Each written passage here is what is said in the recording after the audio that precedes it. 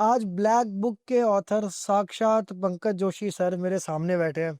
आज हम इनके साथ एक लंबी डिस्कशन करेंगे।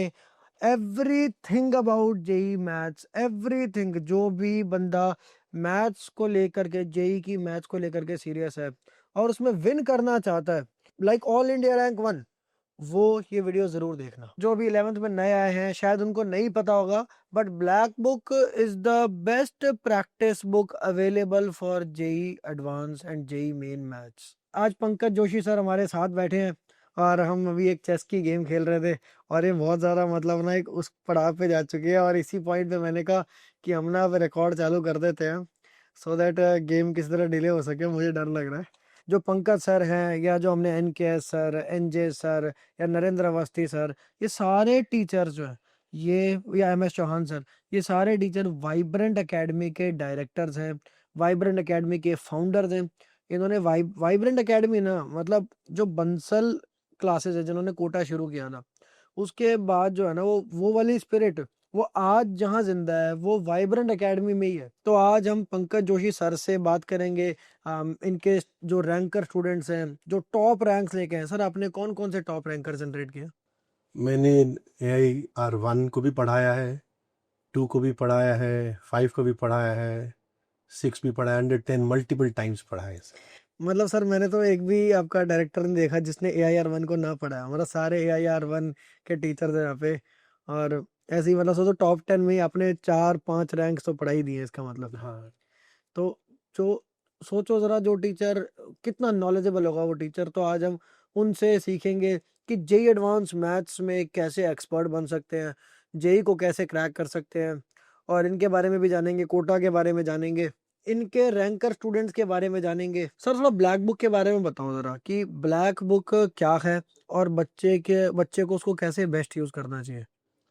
देखो ब्लैक बुक जो है वो मैथमेटिक्स के अंदर जो हमारे यहाँ पे रिव्यू टेस्ट हुआ करते थे, ओके। उन टेस्ट पेपर्स के बेस्ट क्वेश्चंस का कलेक्शन है।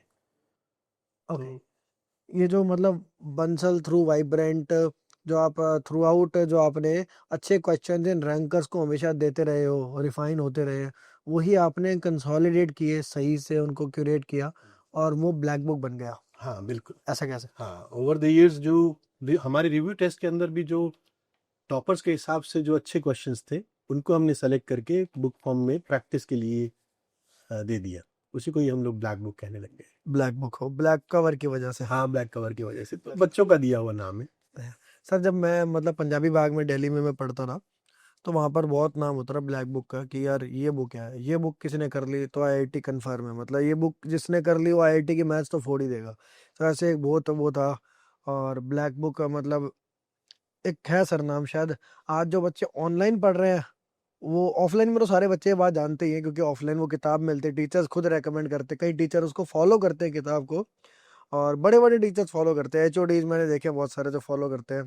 और बल्कि मुझे तो यकीन नहीं हो रहा कि मैं मतलब ब्लैक बुक के ऑथर खुद बात कर रहा हूँ।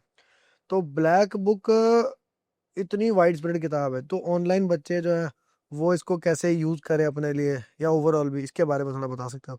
को ब्लैक बुक यूज़ करने के लिए सबसे पहली बात तो ये है कि आप जहाँ भी पढ़ रहे हो, जिस किसी भी जगह पढ़ रहे हो या सेल्फ स्टडी कर रहे हो, तो आप उस चैप्टर को पहले ख़त्म कर लें। उसके ऊपर जो भी आपको असाइनमेंट मिले हुए हैं वो सारे असाइनमेंट कर लें।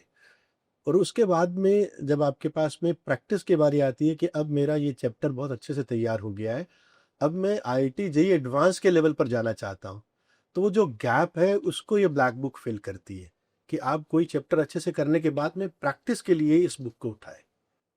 क्या मैं इसको अपने शब्दों में ऐसे कह सकता हूँ कि बंदे ने अपना चैप्टर कर लिया है, अब उसको उस पर फिनिशिंग टच, उस पर पॉलिश देनी है जबरदस्त, तो ब्लैक बुक वो काम करती है। हाँ बिल्कुल। ये बनाया इस तरीके से गया है कि जो JEE एडवांस का लेवल है, उस लेवल को ही ध्यान में रखते हुए इसके अंदर क्वेश्चंस दिए गए हैं। तो पूरा चैप्टर खत्म करने के बाद में अगर वो ब्लैक बुक करेगा तो वो उसका पॉलिश हो जाएगा और JEE एडवांस के अंदर बहुत अच्छे तरीके से परफॉर्म कर पाएगा। सर जैसे आपने किताब बनाई मान लो, तो जैसे इसका थोड़ा स्ट्रक्चर आप समझा सकते हो कि एक चैप्टर में कितने क्वेश्चंस होते हैं, लेवल वाइज कैसे डिवाइडेड है? जैसे पूरी ब्लैक बुक के अंदर कंप्लीट JEE एडवांस का मैथमेटिक्स का सिलेबस है। जैसे कोई कोई भी चैप्टर है सर, हाँ जी। उसके अंदर जो फर्स्ट एक्सरसाइज है वो सिंगल करेक्ट चाहिए। Single correct. हाँ, ये जेई मेंस के सिंगल करेक्ट को भी सॉल्व कर देगी और जे एडवांस को भी पर्पस सॉल्व कर देगी। ओके। तो सिंगल करेक्ट के लिए ये, और जैसे एक्सरसाइज सेकंड जो आपकी फिर होती है सफिशिएंट सिंगल करेक्ट एक्सरसाइज 1 के अंदर दिए हुए हैं। अब एक्सरसाइज सेकंड के अंदर 1 एंड मोर देन 1 करेक्ट, जो जेई एडवांस अपना पार्ट शुरू हो जाता है। ओके। ठीक है। और फिर जैसे कॉम्प्रिहेंशन टाइप, पैराग्राफ टाइप के क्वेश्चंस आते हैं, ये भी एक्सरसाइज 2 में, ये एक्सरसाइज थर्ड आ गई। एक्सरसाइज थर्ड आ गई। हाँ। ओके। फिर एक्सरसाइज 4 के अंदर अपने मैच द कॉलम, वो जो अलग अलग टाइप्स के होते हैं match the advance. Column type, जिसको मैचिंग लिस्ट भी बोलते हैं आजकल। तो तो 2 3 4 तो मुझे दिख रहा है एडवांस के लिए ही है। हाँ, और फिफ्थ भी एडवांस के लिए है, बट इसमें सिंगल करेक्ट आजकल जेई मेंस में भी पूछे जाते हैं। Okay. Integer type, integer type. Integer type, okay.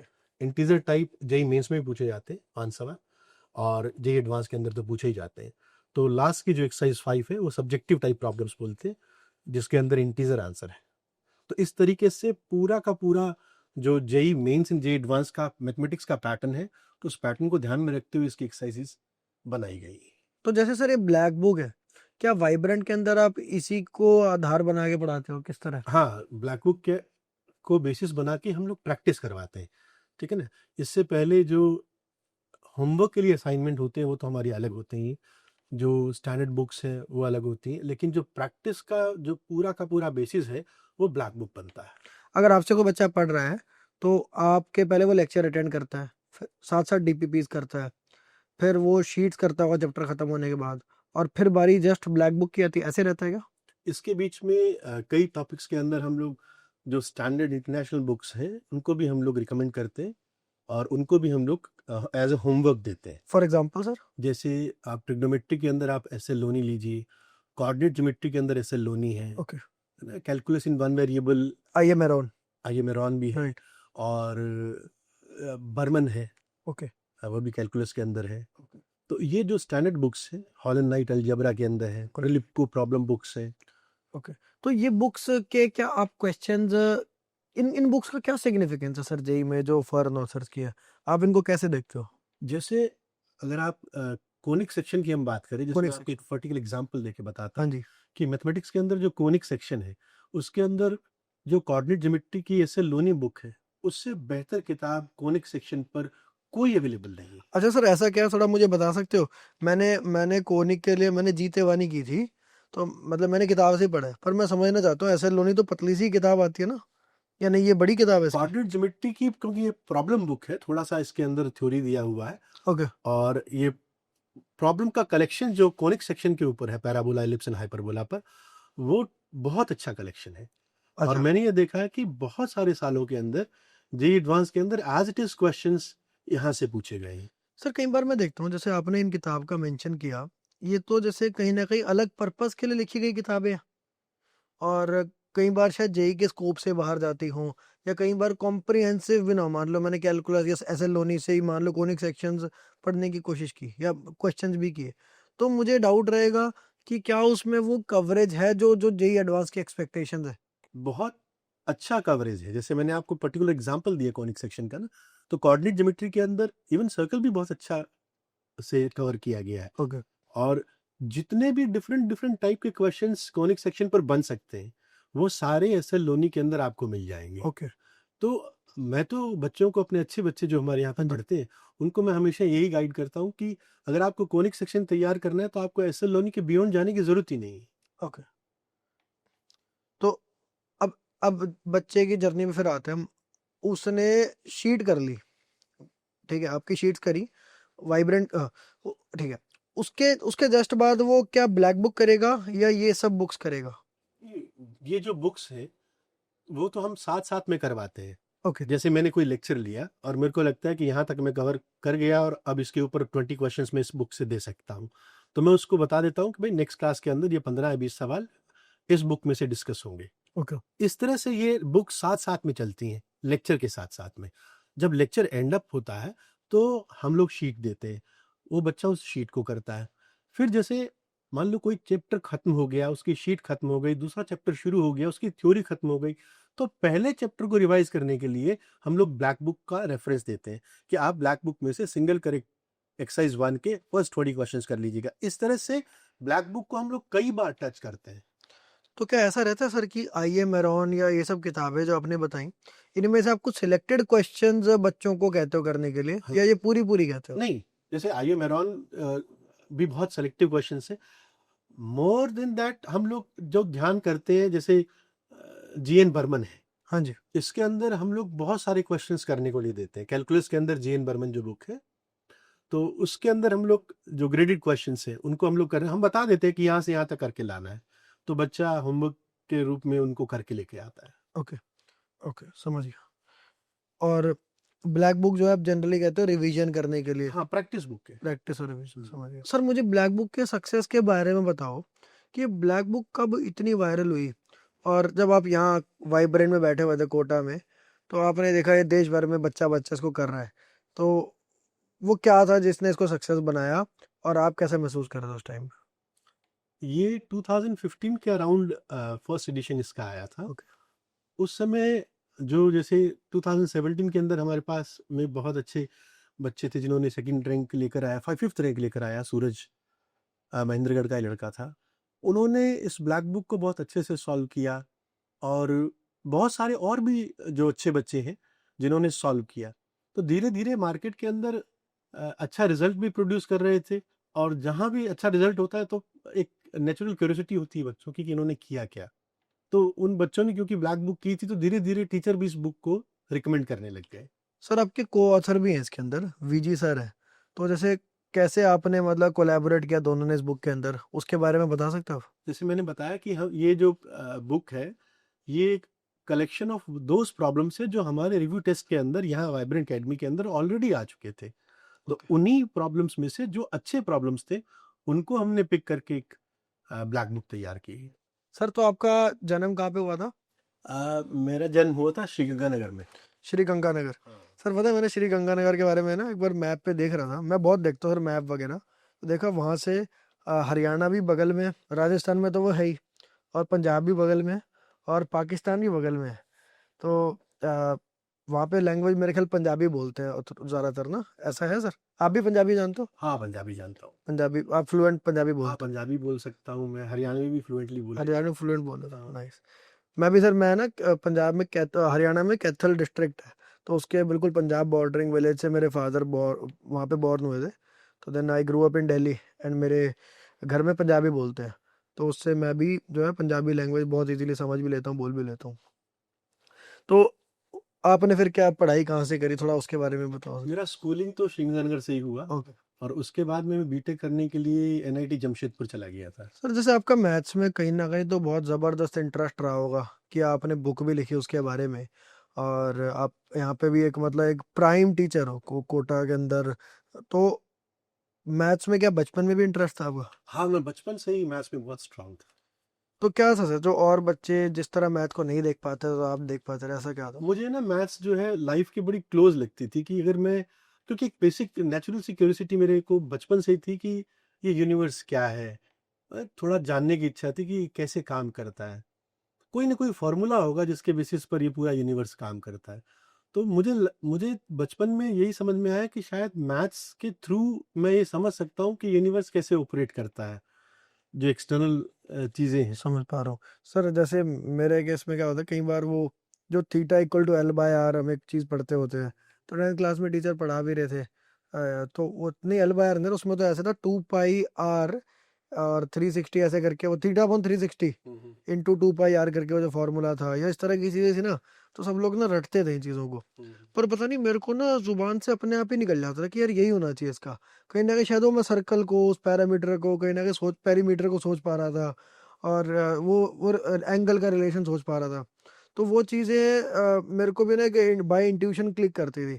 कई बार 10th क्लास में मैंने वो देखा साइन थीटा कॉस थीटा है, तो मैंने देखा यार ठीक है, इन्होंने ना साइन कुछ बोल के ना ये क्या कर रहा है, ट्रायंगल की दो साइड का रेशियो डिफाइन कर रहा है, और मैं एनसीईआरटी को इस तरह पढ़ता रहा कि एनसीईआरटी की थ्योरी पढ़ता रहा, खुद को बताता रहा शायद ऐसा कर रहे हैं, और फिर उसके बेस पे मैंने पूरा जो है 8.1 8.2 जो एक्सरसाइज थी उसकी, वो मैंने ख़त्म कर दी। और तो ऐसे करके मेरे को भी एक क्यूरियोसिटी सेम बहुत रिलेटेबल है। जो है ना, हाँ जी। सही है, यही मेरा थॉट प्रोसेस था। मैथमेटिक्स मेरे को इंट्यूटिव ज़्यादा लगती थी। हाँ जी। हाँ, इसको कुछ रटने वाला मेरे को कुछ नहीं लगता था कि इसको रटा जाए। जैसे अपने आप ही नेचुरल सी आती थी कि ये ऐसा ही होना चाहिए। सर अभी हाल में क्या हुआ था, एक भगवंत मान है, आपको तो पता ही होगा सर, पंजाब के सीएम थे। तो वो कहते हैं कि ना जो कभी किसी ने a square plus b square plus two a b का यूज़ करके केले खरीदे, तो कहते हैं कि इन सब चीज़ों का कोई रेलेवेंस नहीं है आम जिंदगी में। तो सर क्या आप ऐसा मानते हो क्या? मतलब मुझे ऐसा लगता है चीज़ों की वजह से ना लोग, जो बच्चे युवा पीढ़ी इनको देख रही है, वो शायद मैथ्स को उतना गंभीरता से ना ले। तो क्या सर सच में सिग्निफिकेंस नहीं है मैथ्स का? अगर मैथ्स में मैथ्स का सिग्निफिकेंस नहीं होता तो मुझे लगता है कि इतना ज़्यादा मैथमेटिक्स का यूज़ नहीं होता। लेकिन अगर आप देखो तो यहाँ से चाँद पर पहुँचा कैसे आदमी? किस एंगल पर प्रोजेक्टाइल मोशन जैसे अपन पढ़ते हैं, राइट। है ना? तो किस एंगल पर आप अपने यान को अपने उसको मिशन के अंदर जो भी यान यूज़ कर रहे हो उसको प्रोजेक्ट करेंगे, है ना? किस तरह की थ्रेशोल्ड वेलोसिटी होगी, ये एनवायरनमेंट को अर्थ के एनवायरनमेंट को क्रॉस करके जाएगा। तो अगर वो थीटा एंगल ही नहीं होता तो आदमी मुझे लगता नहीं चाँद पर कभी पहुँच पाता। राइट, सही बात है। और भी बहुत सारी चीज़ें हैं जहाँ पर अपने को लगता है कि जैसे मैंने भी ये देखा है कि लोग कहते हैं कि कभी मुझे साइन थीटा और कॉस थीटा मार्केट में घूमते हुए नज़र नहीं आए। पर ये ज़रूरी नहीं है कि जो चीज़ें मार्केट में घूमते हुए नज़र आए वही जीवन के अंदर यूज़फुल हो। कुछ चीज़ें ऐसी भी होती हैं जिनका यूज़ हमें डायरेक्टली नज़र नहीं आता। सर एक चीज़ इसमें मैंने जो चीज़ देखी है, पता है मैंने क्या देखा? जैसे बचपन में मैंने वो किया ना कि इन लोगों ने साइन थीटा को ट्रायंगल के दो साइड के रेशियो में, राइट ट्रायंगल के, उसमें डिफाइन कर दिया। तो ये जो डिडक्शन है, चीज़ों को रिड्यूस कर देना सिंपल आइडियल कॉन्सेप्ट्स में, और उसके थ्रू फिर दुनिया, उस लेंथ से दुनिया को देखना, वो आई थिंक वो दिमाग का एक फ्रेमवर्क बिल्ड करता है। जिसने बहुत सारे ट्रिग्नोमेट्री के क्वेश्चंस किए होंगे, या जिसने बहुत सारे ऐसी मैथ्स की डेफिनेशंस को पढ़ा होगा और सच में दिल से समझा होगा, वो आई थिंक वो बहुत एनालिटिकल पर्सन बन जाएगा। और इन जनरल सर मैंने जब भी कोई स्टार्टअप किया या कोई भी प्रोजेक्ट पे काम किया, तो वहाँ पर मैं देखता हूँ कि वो एनालिटिकल माइंडसेट, वो चीज़ों का डिडक्शन करना, वो बहुत वहाँ वो काम में आता है। वो 10वीं की 11वीं की जेई की मैथ्स जो है, वो कहीं ना कहीं इनडायरेक्ट रूप से बहुत हेल्प कर रही है। हाँ, बिल्कुल सही बात है। जो जो आप कह रहे हैं ना कि साइंस या मैथ्स 10th की या 12th की, वो आपका एक तो लॉजिकल कंस्ट्रक्शन कर रही है आपके ब्रेन का, और दूसरा आपके अंदर एक साइंटिफिक टेम्परामेंट डेवलप कर रही है, जो लाइफ के लिए बहुत ज़रूरी है। हम बिना वजह की इर्रेशनल बातों पर बिलीव ना करें, और जो रैशनैलिटी हमको कहती है, जो हमारा माइंड गवाही देता है जिस बात के लिए, उस बात को हम लोग, मुझे लगता है कि जब हमारा लॉजिकल रैशनल माइंड होगा तब हम उसको अच्छे से समझ पाएँगे, उसके ऊपर एक्ट कर पाएँगे। सर इसको इस चीज़ को ना मैंने एक पढ़ रहा था, इस चीज़ को कहते हैं इंटेलेक्चुअल सॉवरेंटी, कि तुम लोग प्रोपेगेंडा से या और लोग क्या समझाना चाह रहे हैं उससे ना प्रभावित होके ना, तुम्हारे पास खुद का एक थॉट प्रोसेस है क्लियर, और तुम्हें कोई फर्क नहीं, तुम इंटेलेक्चुअली सॉवरन हो, तुम आज़ाद हो। तो वो एक कॉन्सेप्ट वो मैथ वाला बंदा कर सकता है। पूरी एजुकेशन का मुझे लगता है पर्पज़ ही यही है। जी। पूरी साइंस आपको यही बनाती है कि आपको रीज़न से गवर्न होना है, किसी इमोशन से नहीं, ना किसी प्रोपेगेंडा के अंदर आना है। आपको रैशनल बीइंग बनते हुए रीज़न से ही गवर्न होना है। समझे। सर एक ना छोटी सी गेम खेलते हैं हम। तो ये मैंने ना और टीचर के साथ भी खेली थी, फिजिक्स के टीचर्स हो, केमिस्ट्री के टीचर्स हो गए। तो इसमें होगा ये कि आप मुझसे ना कुछ सवाल पूछोगे, और बच्चे जो वो भी उसमें मतलब बच्चों बच्चे जो भी ये सवाल सुनेंगे वो भी सोचना है कि क्या जवाब हो सकते हैं इनके। तो आप मुझसे कुछ सवाल पूछोगे, और मैं उसका जवाब, मैंने बहुत टाइम पहले जेई की मैथ्स पढ़ी होगी, पर हम देखेंगे मैं कितना जवाब दे पाऊँ। एक बिल्कुल सिंपल सा सवाल है सर, लिमिट का एक क्वेश्चन है, जैसे लिमिट लिमिट का, का। है ना? जैसे लिमिट x अप्रोचेस 0 है और ग्रेटेस्ट इंटीजर है, उसके अंदर 2025 sin x अपॉन x लिखा हुआ है। ग्रेटेस्ट इंटीजर में 2025 sine x upon x. Okay. हाँ, और एक्सटेंडिंग टू, 0 है। अगर एक्सटेंड टू जीरो करेगा तो साइन एक्स बाय एक्स जो है ना, वन से हल्का, वो लेफ्ट साइड से वन को टेंड करेगा। तो 2025 से हल्का छोटा रहेगा, विच मीन्स कि 2024 आंसर आना चाहिए। सही है। ओके। और ये एक्सप्लेनेशन लेट। मैंने कहा था you are smart, you are intelligent, still you are very intelligent. Thank you sir. जैसे एक और चीज़ मैं बताऊँ, हाँ जी। मैंने यहाँ पर हर साल रिक्रूटमेंट के लिए मैं इंटरव्यू लेता हूँ। हाँ जी। यकीन मानना, अभी तक मुझे कोई बंदा नहीं मिला जिसने इसका आंसर दिया हो। हर साल में अभी 2025 चल रहा है तो 2025 कर देता हूँ, 2024 चल रहा है तो 2024 कर देता हूँ, और वो आंसर क्या बोलते हैं, साइन एक्स अपॉन एक्स। अभी जैसे आपने तो रीजन से सोचा यार वो वन से छोटा रह के जाएगा, हाँ जी। वो बोलते sine x upon x one है, 2025 पढ़ा, 2025। लिमिट कोई वन थोड़ी होती है, वो तो वो उतना कोई सोचता नहीं है, राइट। उतना कोई सोच नहीं पाता। तो क्या सर ये जो चीज़ है कि देखो डेफिनेशन से, फंडामेंटल से चीज़ को अप्रोच करना, फर्स्ट प्रिंसिपल से, क्या हम कह सकते हैं लोग बहुत मेथड पे ध्यान देते हैं मैथ्स में रादर देन वो डेफिनेशन से चीज़ों को अप्रोच करना? क्या आपने ऐसा देखा है आम लोगों में? देखो जो यहाँ पर अभी जैसे मैं देखता हूँ ना, बच्चे थोड़ा ना मतलब रेडी टू ईट टाइप का चाहते हैं कि भाई मुझे कुछ बस बता दो कि ये फॉर्मूला है और ये ऐसे लगेगा। उसके पीछे की कहानी क्या है, उसके पीछे की कहानी पर अगर बच्चे जाएंगे ना, तो जे एडवांस की मैथमेटिक्स उतनी मुश्किल नहीं है, थोड़ी डिफरेंट है। जो ये सोचना सीख जाएगा कि ये फॉर्मूला डेवलप कैसे हुआ, इसके पीछे की स्टोरी पूरी क्या है, अपने आप को कंसेप्चुअली थोड़ा साउंड करेगा, तो उसको ऐसे क्वेश्चंस का आंसर करने में कोई दिक्कत नहीं आई। सर जैसे मैं तो ये सोचता हूँ जिस बंदे ने मेथड्स याद कर लिए उसने तो मज़ा ही नहीं चखा मैथ्स का, बिल्कुल सही बात है ना? हाँ, कि वो सोचना, वो थॉट प्रोसेस, वो कि वो मैं तो पॉइंट को लेफ्ट साइड से मूव करता हुआ इमेजिन कर रहा हूँ कि वो वन को अप्रोच कर रहा है, तो वो चीज़ तो मज़ेदार है। वो चीज़ वो बंदे ने फील ही नहीं करी होगी वो इसका मतलब। लिमिट का बेसिक जो एसेंशियल पार्ट, फंडामेंटल पार्ट है ना, हाँ जी। वो मिस कर गया वो। अगर उसने डायनेमिकली नहीं सोचा कि लिमिट का कंसेप्ट क्या है, कि ये वैल्यू नहीं है, ये हम अप्रोच कर रहे हैं, और पूरा साइन एक्स अपॉन एक्स कहाँ अप्रोच कर रहा है। क्या हो? अगर वो उस चीज को समझ जाए ना, तो लिमिट से ये तो एक एग्जाम्पल है, ऐसे ही पूरी मैथमेटिक्स है कि राइट। हम लोग पूरा उस चीज को समझ जाए कि ये कैसे हो कैसे रहा है, एक बेसिक नेचुरल क्यूरियोसिटी से, राइट। तो आप उसको कोई दिक्कत आने वाली नहीं है। समझ गया। तो ये ट्रिकी सवाल आपने बना रखे है इसका मतलब, ऐसे और भी होना सही है। हाँ जी। नहीं, एक मैं आउट ऑफ द, जैसे मान लो बिना मैथ्स के सवाल पूछ, जैसे लाइक रिवर वाला सवाल, तुम कुछ भी पूछ दो सर, कुछ है नहीं, ना, कोई दिक्कत नहीं है। जैसे भाई एक बंदा है, उसके पास में एक बोट बोट है। है ना, और एट ए टाइम बोट पर वो बंदा और एक कोई दूसरी चीज बैठ सकती है, ओके। ठीक है ना। अब बंदे के पास में क्या है, एक तो शेर है, हाँ जी। एक किनारे पे वो खड़ा हुआ है बोट पास में, हाँ जी।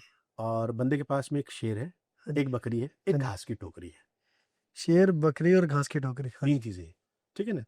अब बंदे को ये तीनों चीजें इस किनारे से उस किनारे लेके जानी है, हाँ जी। और रूल यही है कि बंदे के साथ में एक ही चीज जाएगी बोट में, ओके। तो वो किस सीक्वेंस से लेके जाएगा। ओके। ओके। शेर, घास और बकरी। अगर वो घास को लेके जाता है तो शेर बकरी को खा जाएगा। आ जाए। अच्छा। लेकिन अगर वो बकरी को लेके जाता है तो कोई दिक्कत नहीं है, तो बकरी को लेके जाना चाहिए। ये श्योर हो गया, क्योंकि शेर को लेकर ना बकरी घास, तो ये ठीक है, ये बकरी जाएगी, ये कंफर्म हो गया। बकरी वहाँ चली गई, अब यहाँ शेर और घास बचे हैं, वो वापस आ जाएगा।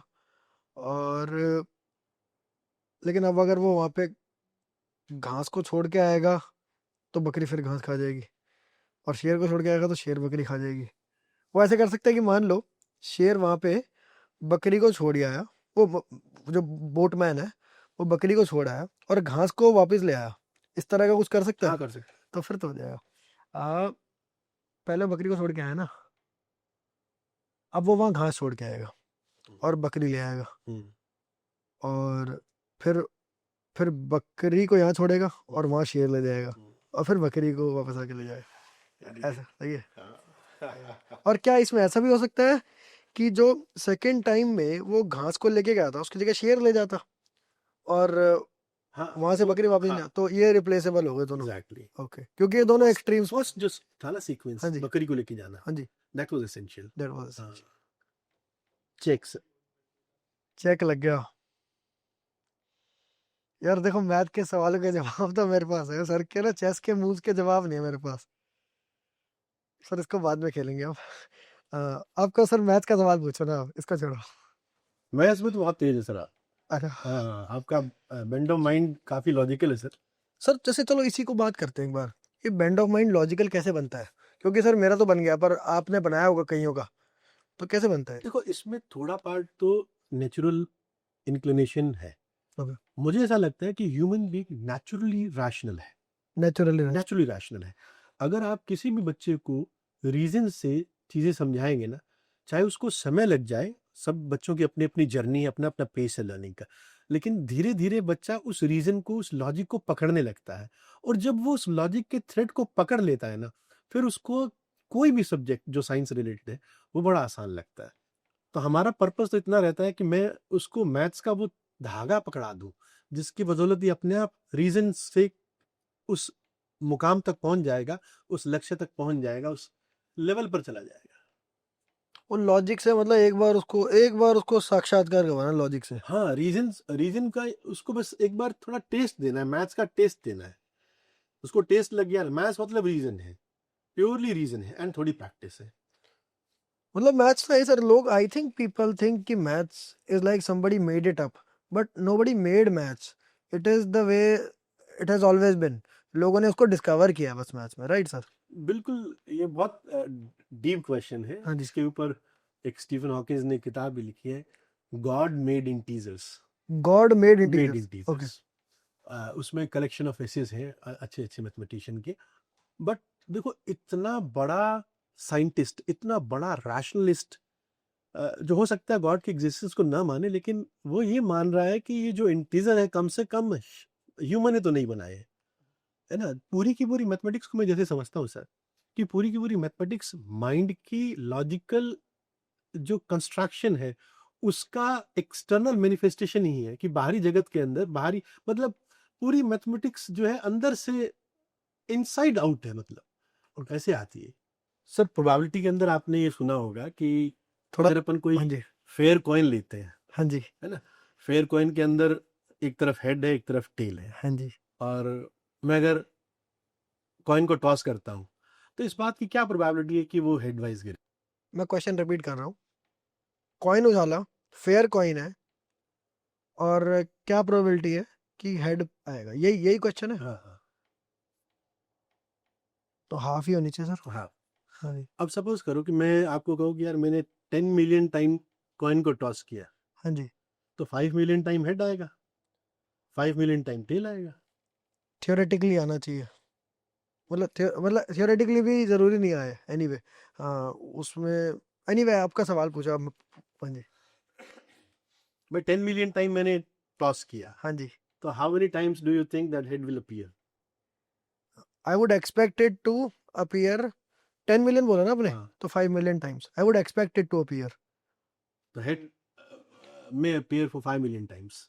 ऐसा हो सकता है 5 मिलियन बार हेड आए, यस, ऐसा आई भी तो हो एक्सपेक्ट सकता है दिस। एक बार भी हेड ना आए, हो सकता है। है ना, हो सकता है।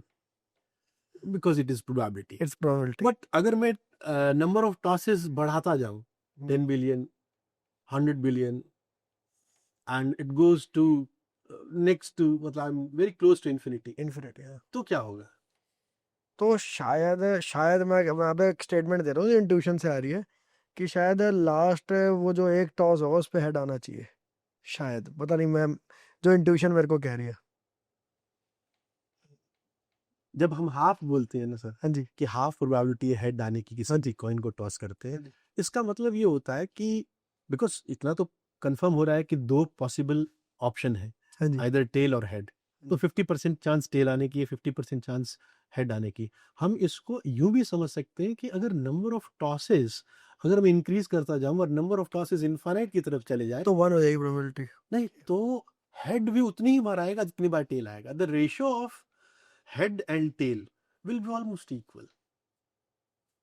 ये क्या सर हम फॉर्मूला से प्रूव कर सकते हैं ये बात? ये मैथमेटिकली इसका मीनिंग बता रहा हूँ कि व्हाई वी से दैट कि हेड आने की प्रोबेबिलिटी हाफ है या टेल आने की प्रोबेबिलिटी हाफ है। इसको हम यूं भी समझ सकते हैं कि जब नंबर ऑफ टॉसेस इनफाइनाइट हो जाते हैं, तो इन्फिनिट पे यानी कि 50% टाइम्स हेड होना चाहिए। हाँ अगर इन्फिनिट टेंडिंग टू इन्फिनिटी पे बात करेंगे हाँ, तो तो okay. Ratio of head and tail equal equal होंगे। Okay, limit n tending to infinity पे हाँ, n/2 हेड्स होंगे।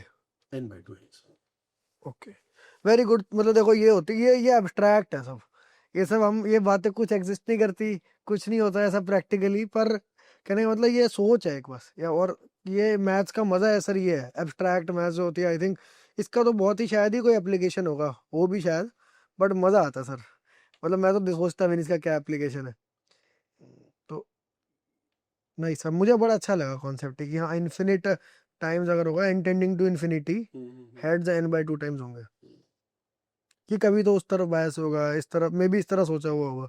हाँ हाँ, इससे सर, इससे पूछा था इंटरव्यू में साइन 1/x का ग्राफ, तो ये बना नहीं पाया था। क्या लिमिट पूछ रही, क्या पूछ रही? यानी इसे ग्राफ ये कोई सिंपल चीज नहीं है साइन 1/x। हाँ जी। साइन 1/x का ग्राफ मैजिकल है। आया। हाँ, साइन 1/x होता क्या, क्योंकि साइन पीरियोडिक है विद पीरियड 2 पाई, ठीक है ना। अब 1/x है और जीरो के पास में अगर आप बनाओगे, जीरो पर तो डिफाइन ही नहीं हो रहा, राइट। लेकिन आप जीरो के बिल्कुल पास में वैल्यू दोगे, लेट्स से 0.001 एंड 0.0000001, ठीक है ना। अब इन दो वैल्यू को इनपुट की फॉर्म में दिया आपने, एक्स की फॉर्म में, 0 पॉइंट, लेट्स से 0.00001, तो 10,000 हो गया, साइन 10,000। है ना। और 0.0000001, 0 कितने जीरो हो गए? 6 जीरो हो गए। तो 10 लाख 10 की पावर 6, साइन 10 की पावर 6 हो गया ना अंदर जो वैल्यू गई। 10 लाख हो गया, ओके। है ना। हाँ जी, साइन 10 लाख और साइन 10,000। हाँ जी। जबकि ग्राफ पेपर पर देखो तो 0.001, 0.00001 एंड 0.0000001 बिल्कुल क्लोज है, बिल्कुल close है। इतना सब, है ना। अब आपने एक्चुअल जो साइन ने इनपुट लिया, वो एक बार लिया 10 लाख, हाँ जी। एक बार लिया 1 लाख, हाँ जी। 9 लाख का अंतर हुआ। हाँ जी। 9 लाख को आप डिवाइड करोगे 2 पाई से, साइकिल टाइम 2 पाई है, मैं 6 से कर देता हूँ, अच्छे से कर दोगे 1.5 लाख हो गया। 1.5 लाख। वो इतने से स्पैन में 1.5 लाख ऐसे करेगा, रोटेशन हो गए तो 1.5 लाख। हाँ जी। उसका अपन इस तरह से बना ही नहीं सकते कि वो बनेगा कैसा ग्राफ। हाँ जी। हाँ जी। हाँ तो जी। जीरो के अब तो मैथमेटिकली 0.001 और जो भी अपने डाटा लिया है ना, they are very far from zero. हाँ जी। मैथमेटिकली जब तुम जीरो के पास में जाओगे तो you won't be able to draw the graph of sine 1/x। तो साइन का ग्राफ 1/x का ग्राफ 0 के पास दिखेगा ही नहीं, देखिए आप कोई किसी भी टेक्स्ट बुक में देख लो, जीरो से पहले छोड़ देगा, बस ऐसे घुमा घुमा के छोड़ देगा, 0.5 तक बना दिया मे बी, या उस तरह से थोड़ा सा बना देगा, पर जीरो के पास में कभी भी आपको साइन 1/x। पर वो उसका पैटर्न थोड़ा विजुअलाइज हो सकता है। वो तो साइन कर्व रहेगा ही, साइन कर्व रहेगा, ऑसिलेशन से वही 2 पाई की लेगा ही। तो जैसे उसमें मेरे को जो समझ में आ रहा है कि वो जो ऑसिलेशंस है, उसका जो कह सकते हैं वेवलेंथ है, वो घटती जाएगी घटती जाएगी घटती जाएगी, ऐसा होगा क्या?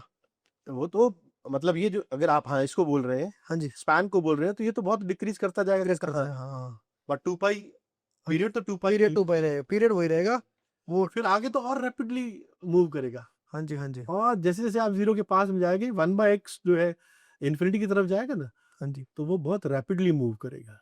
तो इसलिए साइन 1/x का ग्राफ जीरो के पास में तो आप बना ही नहीं। बना ही नहीं सकते। नाइस। ये देखो यार, ये ऐसे ऐसे मजा आता है। तुम लोग क्यों नहीं करते ऐसे भाई मैथ्स के बारे में डिस्कशंस अपने दोस्तों से, अपने आप से?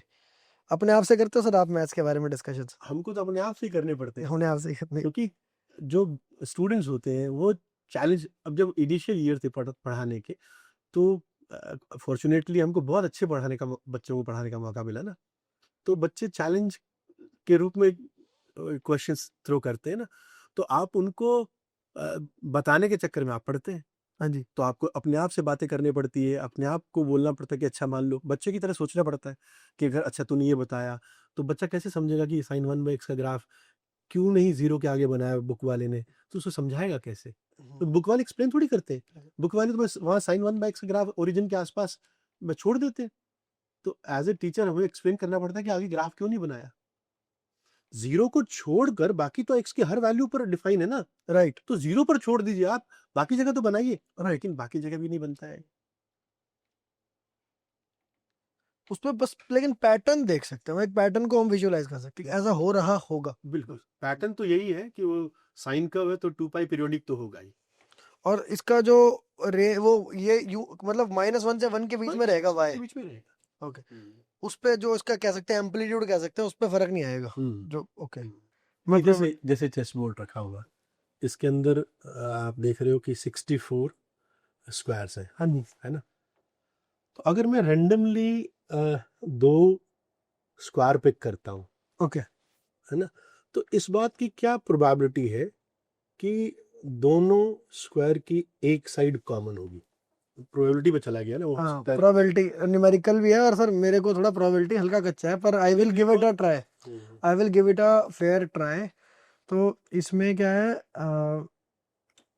एडजेसेंट कितने हैं पहले ये देख लेते हैं। तो एडजेसेंट कब कब होता है, तो जैसे एक ही क्यूब, एक ही स्क्वायर ले लिया, अ,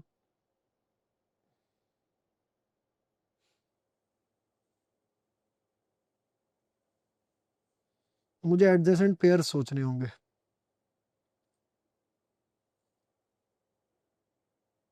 ऐसा है, ये किनारे वाले हो गए 4, इनके तो हो गए 4 इंटू 2 एडजेसेंट होते हैं, इनके 2 हो गए।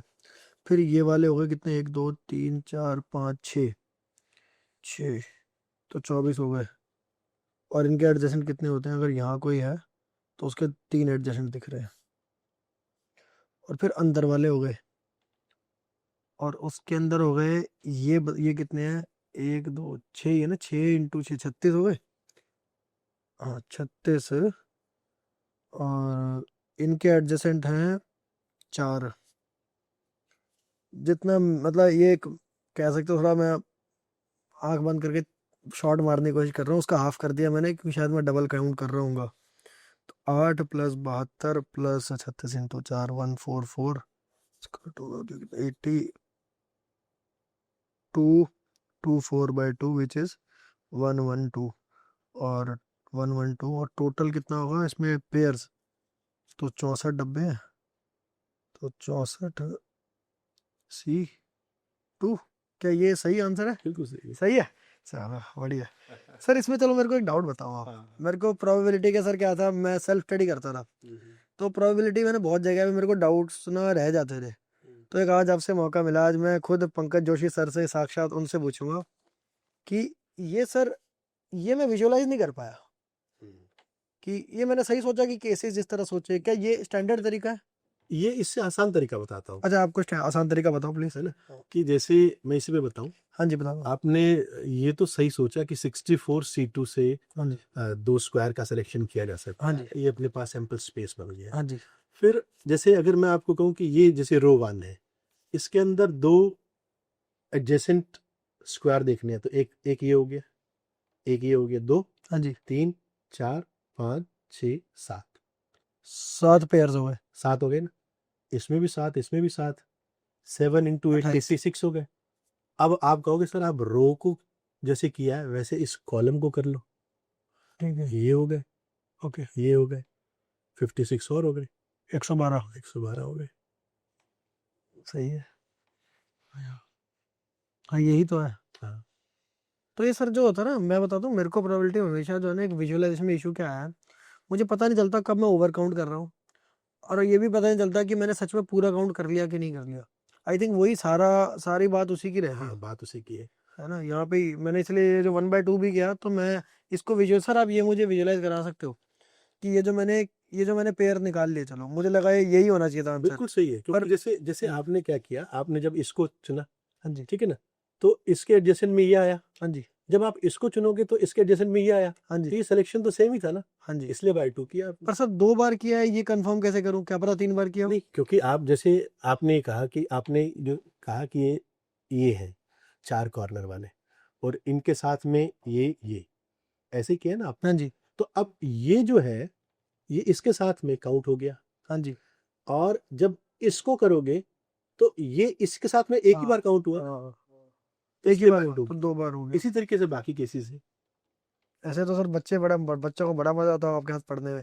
सर एक बड़ा मैं बता रहा हूँ आपको, मैं क्योंकि सर जब मैं पढ़ता था ना, तो ये बहुत मतलब एक आज मुझे प्रिविलेज महसूस हो रहा है कि मैं अगर मान लो मेरे को इस तरह से डाउट्स क्लियर करने वाले टीचर होते हैं मेरे, तो मज़ा बहुत आता पढ़ने में। और वो चीज़ मतलब लैकिंग सी रही है एक, जो डाउट्स की फैसिलिटीज़ वगैरह नहीं मिल पाई या वो सब है। आपने तो देखो सर बहुत अच्छी रैंक अटेन की अपने से स्टडी करके, जैसे मैं क्वेश्चन दे रहा हूँ, अगर आप मतलब मुझे ऐसा लगता है कि ये बच्चा अभी अभी मतलब पढ़ के आया है, लाइक, है ना, ऐसा नहीं लगता कि इन्होंने बहुत साल पहले आईआईटी क्रैक कर रखी है, और मतलब जो रिकॉल कर पा रहे हैं, मुझे लगता है ये जो भी लॉजिकल क्वेश्चंस मैंने आपसे पूछे हैं, हाँ जी आपने उनको बिल्कुल उसी तरीके से सोचा जो यहाँ के अच्छे बच्चे सोचते हैं। अच्छा एक सवाल बताओ, हाँ जी आपने किया कैसे है? सर जय नहीं, ये वाला। ये किया कैसे? हैं? नहीं, ये मजाक नहीं है, okay this is not a joke. Okay मैंने अभी प्रोबेबिलिटी पढ़ाया है और बच्चे बहुत शार्प हैं। दे टेक टाइम टू इस मेथड पर पहुंचने में। उनको पहले मैं ये मेथड बताता हूँ, ओके ठीक है ना। अब उनको मैं बोलता हूँ कि एक बार दोबारा सोचो, कोई दूसरा मेथड मुझे बताओ, ओके तो वो उसको सोचते हैं। सर मैंने कैसे सोचा पता है क्या होता है, मतलब जो वर्स्ट पॉसिबल चीज होगी वो होगी मैनुअल सारा काउंट कर लो, ठीक है, पर उसके अंदर कुछ ना कुछ तो रेपिटेशन है। तो मैंने अपने आप को ये समझाया कि भाई क्या क्या टाइप्स हैं स्क्वायर्स के। तो दिखा कि इनके ये किनारे वाले जो है इनके सिर्फ दो एडजेसेंट है, जो बिल्कुल रो में आ रहे हैं ऐसे बीच में जो एज वाली रो पे आ रहे हैं इनका एक एडजेसेंट है, और बाकी अंदर वाले तो सारे एक बराबर है। तो ऐसे करके मैंने वो 3 केसेस दिखे मुझे। और मैं आपको सच बताऊं तो मैं उस टाइम तक मुझे नहीं पता था कि बिल्कुल एक्यूरेट है कि नहीं है। मुझे ये था कि ये अप्रोच है सही, पर मैं कुछ ना कुछ काउंटिंग में गलती हो सकता है कर रहा हूँ। उसके अलावा मेरे को ये था कि हाँ अप्रोच डायरेक्शन सही है, और मैंने फिर कर दिया बस। आज की जेई में आप 247 से अच्छा रैंक ला सकते हो। सर आपसे पढ़ता तो जाहिर सी बात है ले आता। फिर सच होता, मतलब 100 वाली रैंक ला सकते हो आप। देख रहे हो भाई, थैंक यू सर। और ये मुझे ब्लैक बुक के ऑथर बोल रहे हैं। आई थिंक सर ये जो चीज़ है ना शायद मैं जेई में कम कर पाता। इस चीज़ को ना मैं जब सर स्टार्टअप में था ना, स्टार्टअप में काम करता था अपने आईआईटी सीनियर्स के साथ, तो वो ना हर चीज़ में क्या करते हैं, लॉजिक, केसेस, ये सब ना बहुत ऐसे बहुत लॉजिकली सोचते हो। मतलब मैं एक बार डाउटनेट जैसे एक बहुत बड़ी ऐप है, 5 करोड़ के आसपास डाउनलोड थे।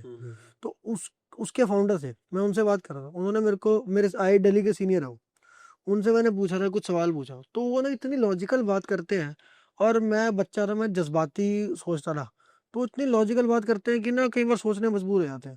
और वो सब यही हर जगह प्रोबेबिलिटी, स्टेटिस्टिकली सोचो, ये केसेस सोचो, यही तो केस बनेगा और क्या बनेगा, ऐसे। तो वो आई थिंक वो बार बार हार्ड वायरिंग जो है ना, उसने मेरे को वो करवाया था। कई बार होता है बहुत सारा डेटा हो गया, मान लो एक्सेल शीट बहुत बड़ी है, अब उसमें हम कैसे जुगाड़ लगाएंगे, तो कहीं ना कहीं वहाँ जो मैनुअल वर्क को रिड्यूस करने के लिए हम जो दिमाग लगाते हैं कि केसेस बना लो, ये कर लो, तो वही मैनुअल वर्क को रिडक्शन ही ये किया मैंने, कि मैनुअल काउंट करते उसकी जगह हमने 3 केसेस बना के काउंट कर लिया। तो ये कह सकते हैं कि मैंने तो वहां से प्रोबेबिलिटी सीख ली, पर कोई प्रोबेबिलिटी सीख के वो काम कर सकता है। तो इसका भी एक रियल वर्ल्ड एप्लीकेशन है। मैं सर ये चेक कर है मेरे को ना, मेरा राजा तड़प रहा है यहाँ पे। मैं अगर इधर करता हूँ तो यहाँ तो मैं मूव नहीं कर सकता, कहीं भी मूव नहीं कर सकता मैं तो। ये रानी को मार दो कुछ। अब आप अब क्या करोगे? सर ये चेक। उधर से ये तो डबल चेक हो गया, इधर से घोड़े का, उधर से हाथी का।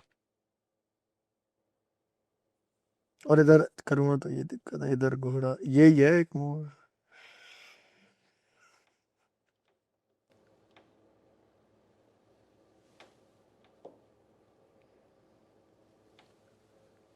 ये चेक एंड मेट है सर। ठीक है सर, हार मानी। सर इसके साथ एक बात और करते हैं हम। जैसे बच्चा है जो, बहुत सारे बच्चे 10 से 11 मूव कर रहे होंगे, हम एक बिल्कुल एवरेज बच्चा लेके चलते हैं जिसके लेटर से मैथ्स में 80 नंबर आए हैं 10वीं क्लास में। अब वो बंदे को आईआईटी जेई में उसका ड्रीम है अंडर 100 रैंक लाने का।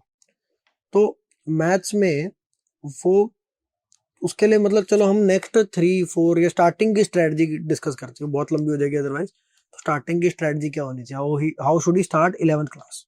देखो अभी अगर उसने 10th क्लियर किया है ना, तो 10th के अंदर जो उसका ज्योमेट्री वाला पोर्शन है उसको बहुत साउंड कर लेना चाहिए उसको, क्योंकि उस पोर्शन का कोऑर्डिनेट ज्योमेट्री के अंदर बहुत रोल होने वाला है। सर ज्योमेट्री माने क्वाड्रिलेटरल्स जो चैप्टर सर्कल्स है उसमें, ट्राइंगल्स और ट्रायंगल शायद 9th में था, 10th में भी है, 10th में। Okay okay concept of similarity है, कॉन्ग्रुएंसी है, ओके सर्कल की जितनी थ्योरम्स हैं, ओके है ना, क्वाड्रिलेटरल्स है, पैरेललोग्राम है, इनको अगर अच्छे से वो कंसेप्चुअली इनके ऊपर बहुत क्लियर है ना, तो उसको 11th के अंदर बहुत हेल्प मिलने वाली है।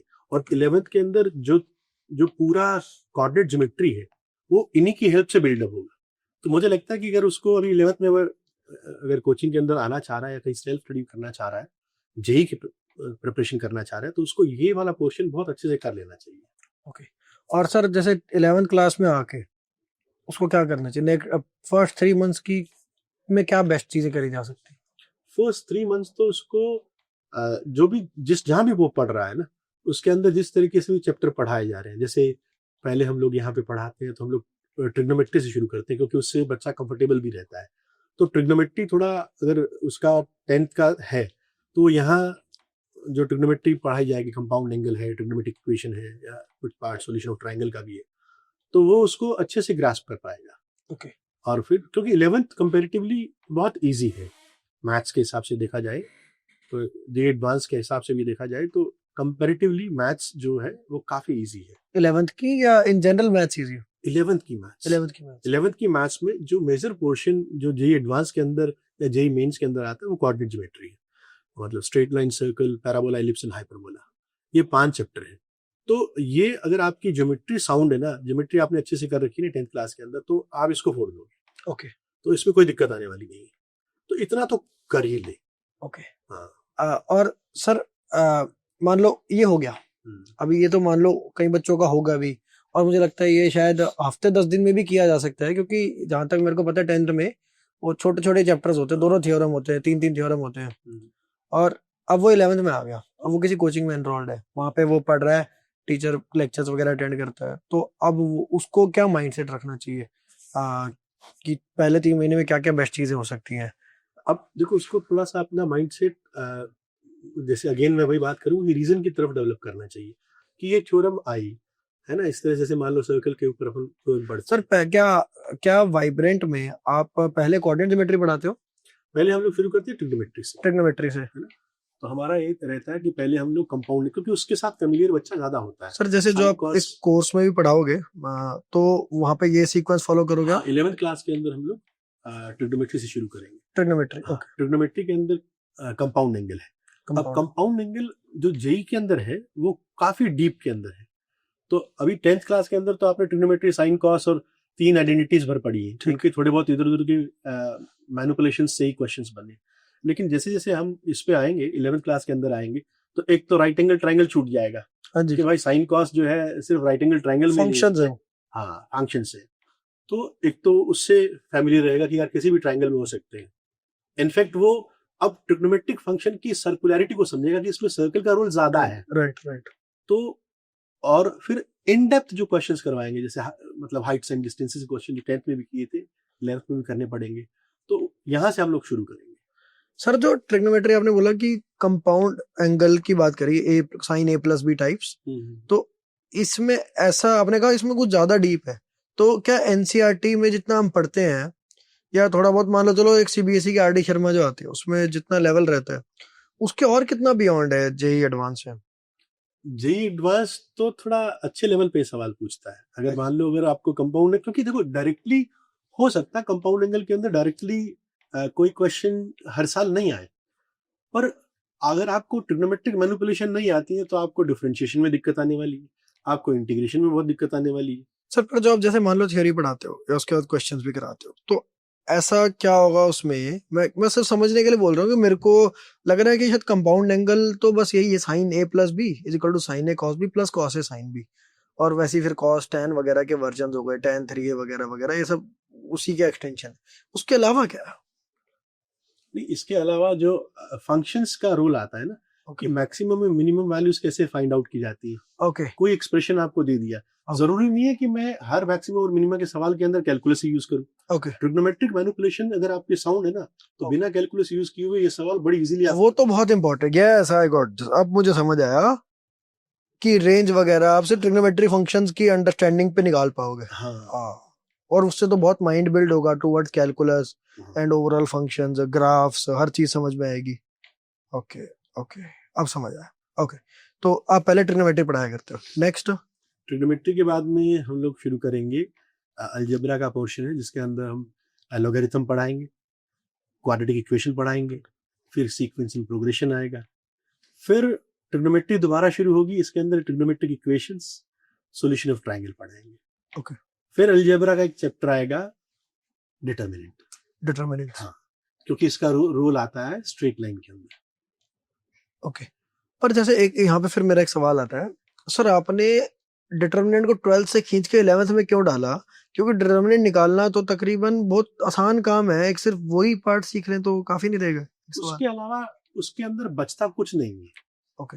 अगर डिटर्मिनेंट में देखा जाए ना तो 3 ही चीजें हैं कि डिटर्मिनेंट की वैल्यू कैसे करते हैं, ओपन कैसे करते हैं, एक्सपेंड कैसे किया जाता है, और उसके रो कॉलम ऑपरेशंस क्या है, और तीसरा पार्ट है क्रैमर्स रूल।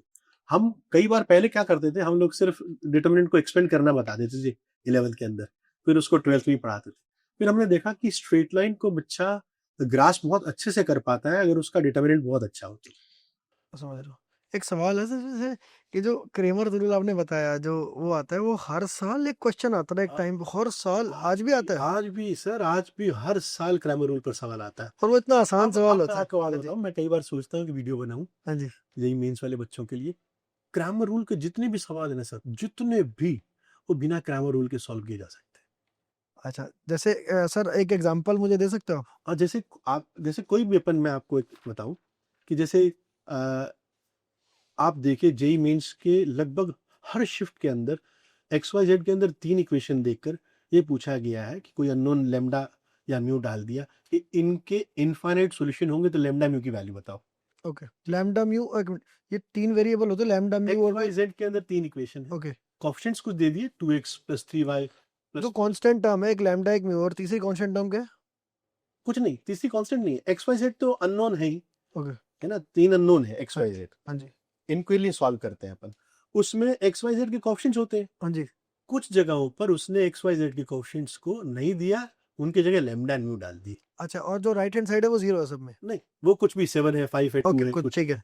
ओके। ठीक है ना। राइट साइड पे भी लैम्डा आ सकता है, उसमें कोई दिक्कत नहीं, लैम्डा म्यू आ सकते हैं। और कहा कि इनके infinite number of solutions exist करते हैं, तो आप लैम्डा म्यू की वैल्यू बताओ। तो इनफिनिट सॉल्यूशन तब एग्जिस्ट करते हैं ना जब ऐसे करके शेप बन रही होती है, मतलब इट्स लाइक अ कैलेडियोस्कोप वाली शेप बन रही होती, नहीं ऐसा नहीं होता? ना, अच्छा नहीं, जब तीनों कोइंसाइड करते हैं, ऐसा क्या? ये तो या तो तीनों कोइंसाइड कर जाए, तीनों प्लेन। जैसे कि मान लो ये 3 प्लेन है, ये और मान लो एक प्लेन ये हो एक गया, केस ये बनता है, ये एक केस हो एक गया। केस। और भी अब कोई इसके केस है? अंदर हाँ, एक तो ये हो गया ना हाँ जी। कि भाई तीनों प्लेन जो है, जैसे एक प्लेन ये हो गया, एक प्लेन ये हो गया, तीसरा प्लेन ये सेम कोइंसाइड करते थे, coincident planes, okay. Coincidental plane हाँ जी। चाहिए।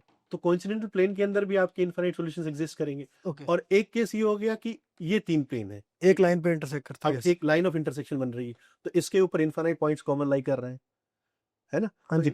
अब मैं तो बच्चों को ये बोलता हूँ कि क्रैमर रूल क्योंकि क्रैमर रूल आपने देखा होगा कि बाय नेचर वो लेंदी है।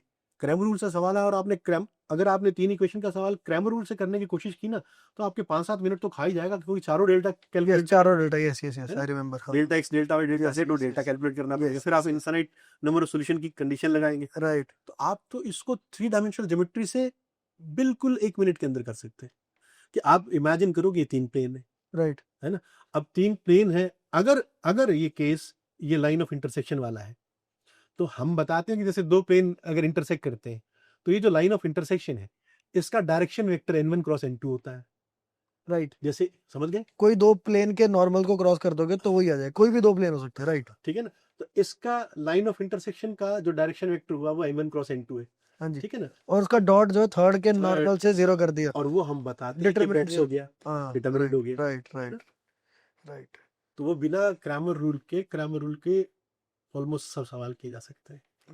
तो उसमें मतलब कुल मिला के, मैं एक बात है वैसे, उन क्वेश्चन में कुल मिला के आपको कुछ नहीं आता, आप बिल्कुल 0 मैथ्स मान लो, आपको बस क्या करना है, वो डिटरमिनेंट निकालो, 0 कर दो, बात खत्म। इतने क्वेश्चन तो ऐसे हो जाते हैं सर वो मैंने तो ये देखा सर, जो सही बात। उसमें मैंने कहा मैंने पढ़ा, उसका फायदा क्या हुआ? ये तो कोई हैकर बंदा बस डिटरमिनेंट 0 करके कर देगा पर वो फील नहीं आएगी, फील नहीं आएगी। हाँ, वो फील नहीं आएगी कि यार सही क्यों कह कर रहे रहा हूँ हो, मैं। सही कह रहे हो।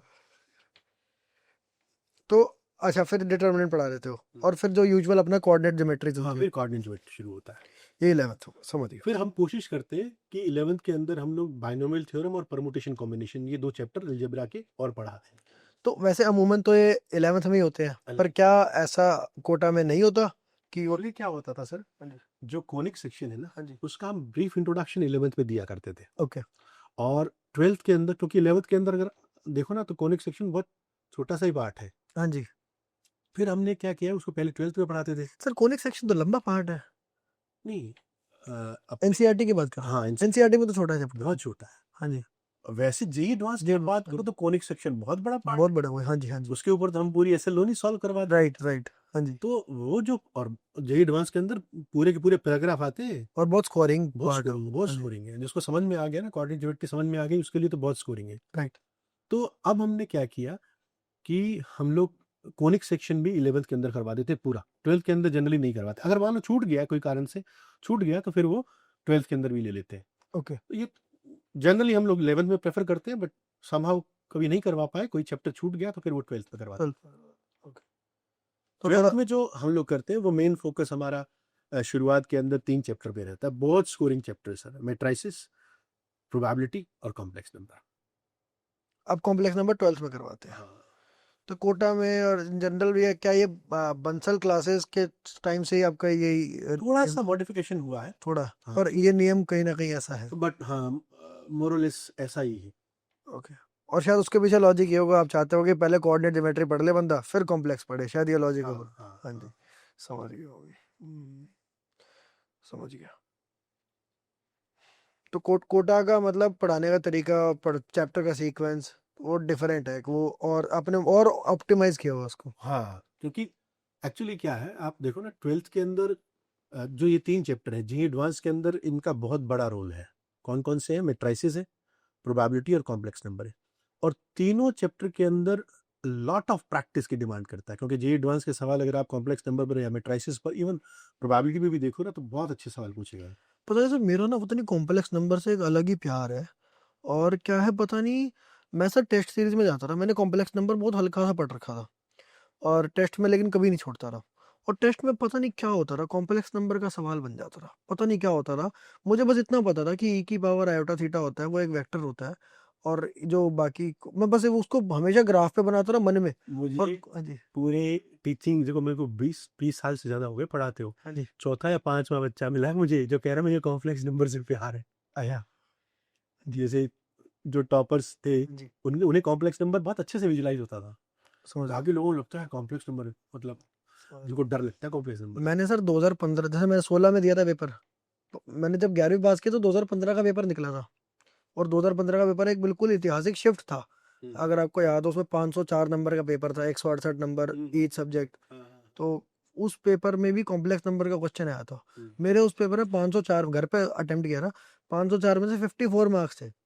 पर तब भी मैंने वो कॉम्प्लेक्स नंबर का क्वेश्चन किया था। और मैंने उसको ऐसे विजुलाइज कर लिया, मैंने कहा ऊपर सेम चीज कुछ 5 या 7 टाइम्स मल्टीप्लाई हो रही है, और नीचे यही सेम चीज वो ऐड हो रही है, और नीचे भी सेम ही, वो मैग्नीट्यूड में सेम है चीज, समेशंस थे शायद कुछ, नीचे भी कुछ इंटीजर है और वो कुछ रेशियो आ रहा था। और वो विजुअलाइज करके वहीं से आंसर आ गया वो। और वो मेरे को वह कॉम्प्लेक्स नंबर में हमेशा हिट होता है, और सिर्फ विजुअलाइजेशन से हिट हो जाता है। और आईआईटी मतलब मुझे ऐसा लगता है वो इजी करके देता है, पता नहीं लोग उसको मुश्किल बोलते भी कैसे। आईआईटी जानबूझ के इजी सवाल बनाता है कॉम्प्लेक्स नंबर का, मुझे ऐसा लगता है कि विजुअलाइज करके बंदा बड़े आराम से कर हाँ, जिसका विजुलेशन स्ट्रांग है ना, हाँ जी, उस वो कॉम्प्लेक्स नंबर को वेक्टोरियली ट्रीट करते हुए ना हाँ जी, बहुत अच्छे से सोच सकता है, तो उसके लिए वो सवाल इजी बन जाएगा। अगर वो pure z equals to x plus iota में घुसाएगा ना, तो उसको दिक्कत आ जाएगी। समझ गया। वो तो कि फिर वो क्या एक्स वाई में क्या हाँ, कोऑर्डिनेट फिर बनाएगा, कैलकुलेशन फंस जाएगी। बनाना। समझ गया। तो आपका ये मेथड रहता है कि चैप्टर्स का ये सीक्वेंस आप फॉलो करते हो, गॉट इट। तो चलो हम इसी इसी में ले लेते हैं कि पहले 3 महीने में उसको लेक्चर्स को बहुत ही इन डेप्थ सुनना चाहिए। और ये टीचर्स के वो फॉलो करने चाहिए जो शीट्स देते हैं, डीपीपीस देते हैं। साथ में मुझे आप इसके बारे में बताओ, क्या पहले 3 महीने जनरली आप जब पढ़ाते हो उसमें आप एक स्पीड को थोड़ा कम रखते हो क्या? हाँ, क्योंकि देखो बच्चा जो है शुरुआत के, देखो 10th तक की मैथ्स आप जानते हो कि बहुत आसान मैथ्स है। हाँ जी, जैसे वो 11th के अंदर मूव करता है और वो जेई की तैयारी करना शुरू करता है, तो मैथ्स थोड़ा डिफरेंट हो जाती है। अब डिफरेंट हो जाती है कि वहाँ चीज़ें हमने याद रखी थी, यहाँ पर उनके लॉजिक समझने पड़ते हैं कि ये क्यों होता है, ये कैसे होता है, और इसको कैसे मॉडिफाई करके जेई वाले सवाल बना सकते हैं।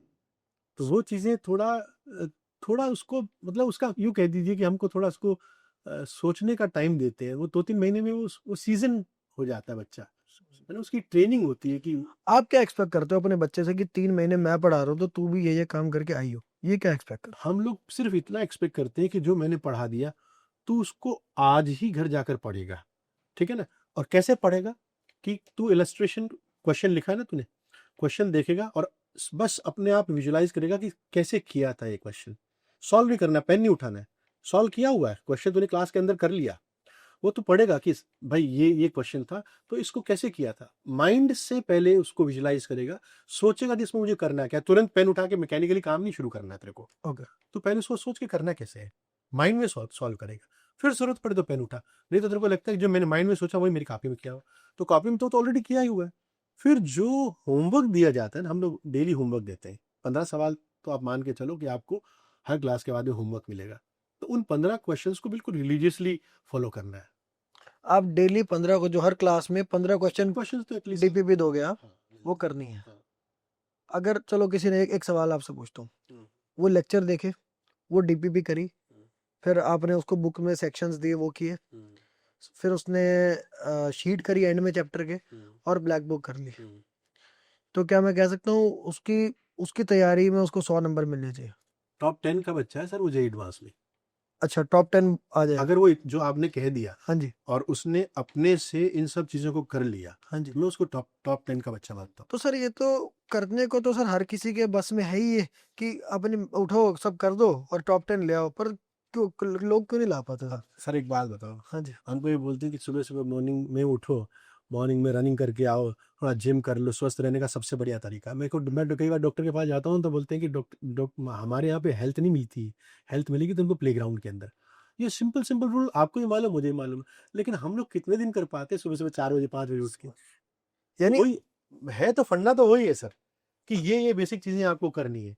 जो लोग कर पाते हैं वो टॉपर है, जो केवल सोच तक सीमित रहते हैं तो फिर नहीं कर पाते। आईआईटी मुश्किल नहीं है, आईआईटी ऐसा नहीं कि पता ही नहीं कैसे होना है, ये सामने काम है, ये कर दो, आईआईटी कंफर्म। सेट चीजें हैं सर, कोटा का सिस्टम, भाई यहाँ से नंबर ऑफ स्टूडेंट्स क्यों इतने सारे निकलते हैं ओवर द इयर्स, हम लोगों ने टॉप रैंक्स कैसे दिए, एल्गोरिथम है पूरा। आप इसी चीजों को कर दो, रिलीजियसली कर दो, आप क्यों नहीं निकलोगे।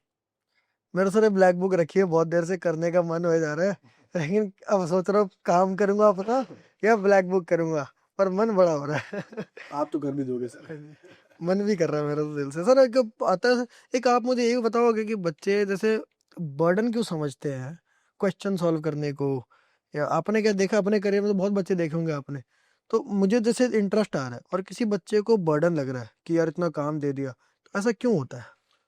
सर इसमें दो चीजें मैं आपको बताऊंगा। एक तो बच्चों का वाई स्ट्रांग होना चाहिए वाह। कि मैं इस काम को क्यों करना चाहता हूँ।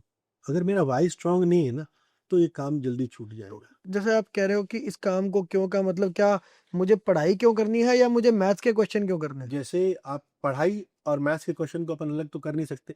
भाई अगर मैंने ये सपना देखा है कि मैं जेई के अंदर एडवांस में टॉप 10 में या टॉप 100 के अंदर आना चाहता हूँ, अब मैंने ये सपना देख लिया, क्यों आना चाहता हूँ भाई, what there are n number of reasons होते हैं, आपके अलग रीजन हो सकते हैं मेरे, पर मैंने एक बार सोच लिया ना, ये मेरा वाई जब स्ट्रांग होगा ना, तो फिर मेरे को हाउ में ज़्यादा दिमाग लगाना ही नहीं पड़ेगा। हाउ तो हम प्रोवाइड करवाएंगे ना, तेरा वाई स्ट्रांग करके आ, बाकी हाउ मैं कर दूंगा। तो बच्चा क्या होता है कि देखो सर, एक दिन के अंदर तो तैयारी होगी नहीं, टाइम लगेगा, तो उसको लगातार हर दिन वही चीजें रूटीन से करनी है, ये बहुत बड़ा टास्क है। सर पर कोई चीज जब मतलब, मैं मेरा सवाल, ये आपने तो बिल्कुल सही बात बोली मोटिवेशन के लिहाज से कि आपका आपका वो क्या, आप क्यों करने आए हो, ये सवाल खुद से पूछो और आपको करने का मतलब एक वो आएगा, क्लैरिटी आएगी। पर मैं उससे बढ़कर पूछ रहा हूँ, मैथ सब्जेक्ट को लोग कैसे देखते हैं कि एक बंदा उस चीज को देख रहा है कि यार ठीक है मुझे अब ये करना पड़ेगा क्योंकि मैं आईआईटी क्रैक करना चाहता हूँ, चलो ये उसका वाई भी क्लियर हो गया, पर वो इसको कह रहा है कि पड़ेगा as if it is an obligation. But मैं इसको देख रहा हूँ एज अ गेम। जैसे सर आप जो मुझसे अभी जो आपने गोट वाला या ग्रास वाला क्वेश्चन पूछा, वो क्वेश्चन सॉल्व करना बर्डन कैसे हो सकता है? वो तो एक पजल है, वो तो मजेदार चीज है, तो वो मैं उसको बर्डन की तरह कैसे ले सकता हूँ मैं? ये वो कौन बच्चे होते, कौन है वो लोग, और वो कैसे सोचते हैं आपके क्यों है वो बर्डन की तरह लेते हैं? कई सारी फैक्टर्स इसके अंदर काम करते हैं। एक मुझे लगता है कि मैथ्स में ना टीचर का रोल भी काफी होता है। टीचर उस बच्चे को लॉजिकली चीजों को सिखाए, तो मुझे लगता है कि बच्चे को सब्जेक्ट से प्यार हो जाता है, और किसी चीज से अगर प्यार हो गया ना तो वो कभी भी आपको बर्डन लगेगी नहीं, ओके, वो नेचुरली आप उस पाथ को फॉलो करोगे, वही आपका पैशन बन जाएगा। ओके। तो ऐसे बच्चे जो जो अपने सब्जेक्ट को प्यार करते हैं ना, वो मुझे लगता है ज़्यादा कामयाब होते हैं। जो अपने सब्जेक्ट को प्यार करते हैं, तो सब सब्जेक्ट से प्यार डेवलप करना पड़ेगा। हाँ। आई थिंक मेरे को, जो मैं अभी सोच पा रहा था आपसे बात करते हुए, एक चीज़ कि शायद लोग ना मैथ्स की लैंग्वेज समझते ही नहीं है। अब मान लो मैं एक फ्रेंच में गाना सुन रहा हूँ, तो जब जैसे कई लोग ना पंजाबी गाने सुनते हैं, अब सर आप और मैं तो पंजाबी समझ लेते हैं, तो कहीं बड़ा दर्दनाक गाना है, ठीक है, तो उसको सुन रहे हैं और उस पे भाई वाइब कर रहे हैं और एंजॉय कर रहे हैं, और मैं सोचता हूँ कि यार ये कितने दर्दनाक लिरिक्स हैं। जैसे आपने वो गाना सुना होगा ना सुखबीर का, कि वो वाला तारे गिन गिन याद च तेरी मैं ताजा रात, तो ये तो सारा सैड है, हाँ, ये सब सैड है कि अखियां विचों गम दियां बरसाता, जाता है। मतलब रोज सैड है, तो शायद किसी को पता ही नहीं है, हाँ, वो वो लिरिक्स भी पता अनजान है नहीं। वो। हाँ। तो ऐसे शायद मैथ की लैंग्वेज से लोग अनजान है, हम्म, और शायद वो उसको उसके थ्रू देख ही नहीं पा रहे, तो एंजॉय कैसे करेंगे उसको। ये बड़ा अच्छा पॉइंट कहा हाँ सर जी। आपने कि मैथ्स की लैंग्वेज को समझना पड़ेगा। वो लैंग्वेज सीधा आपके दिमाग से दिल तक जानी चाहिए। जब दिल तक चली जाएगी तो आप उसको कर लोगे, पहले उस लैंग्वेज को तो समझना पड़ेगा। लैंग्वेज हाँ। समझ। तो पहले 3 महीने बंदा लैंग्वेज, और ये जो आपने बोला भी था कि मैथ्स, आपने क्या बोला था, वो एक चीज बोली थी कि मैथ्स से उसको यूज टू होना पड़ेगा, लॉजिकल आपने उसका कुछ। उसका बेंट ऑफ माइंड हम डेवलप करते हैं, राइट, उसको सोचने का तरीका सिखाते हैं। राइट, जब उसको सोचने का तरीका आएगा, वो मैथ्स की लैंग्वेज को डिसिफर करेगा, राइट, है ना? राइट, तो वही फिर बात वो, हो। हाँ, फिर उसको धीरे धीरे धीरे धीरे मैथ से लगा होगा। राइट। एक मेरा सवाल है सर, जैसे मान लो मैं शुरू कर रहा हूँ, जैसे पहले 3 मंथ ही ले लेते हैं, जब 12th के 3 मंथ हो चाहे 11th के हो, मेरे को कई बार ऐसा लगा शायद कि हम अगर पहले टाइम बाउंड करें, तो शायद ना दिमाग वो पैनिक पहले ही ले लेता है, और वो क्वेश्चंस को की ट्रिकीनेस और वो सब को शायद उसका मतलब वो उसमें दिमाग चल ही नहीं पाता।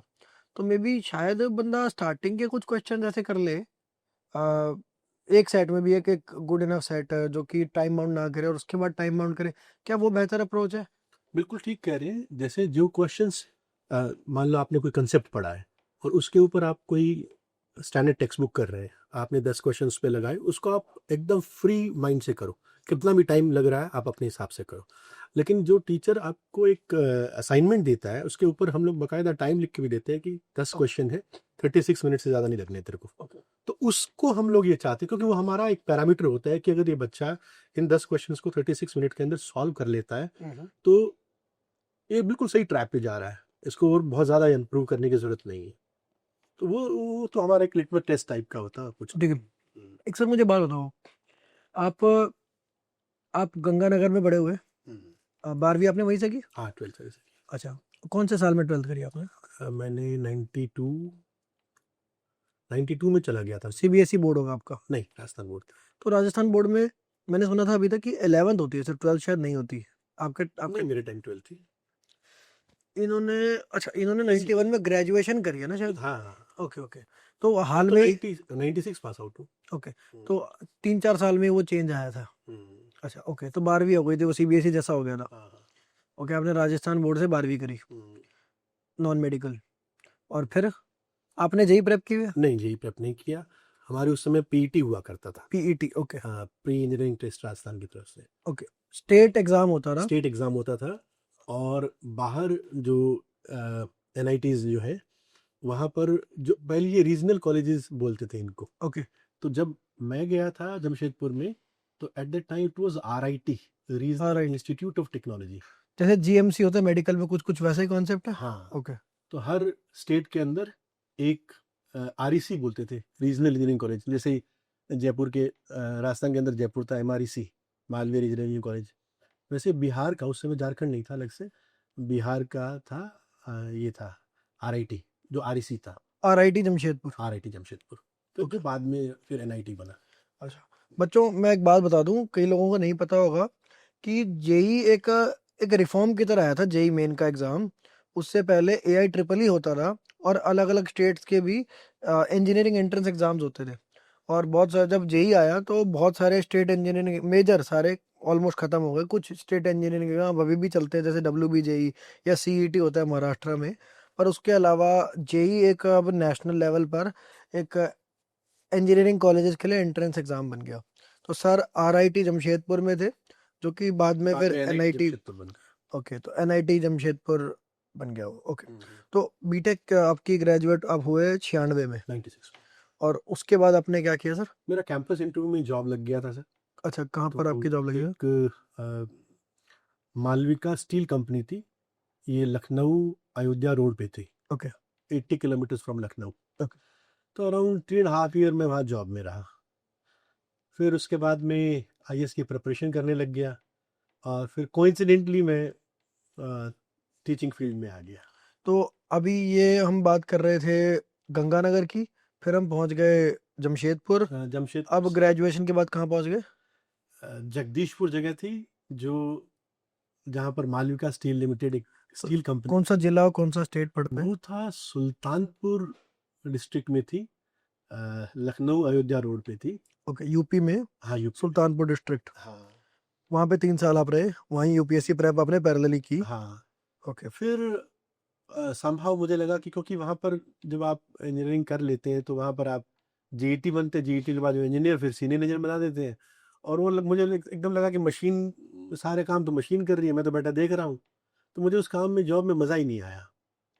तो फिर मैंने उस जॉब को छोड़ा, और फिर कोइंसिडेंटली एक पढ़ाए बच्चों को पढ़ाने लग गया। ये बड़ी 99 में आप, 99 लास्ट के अंदर।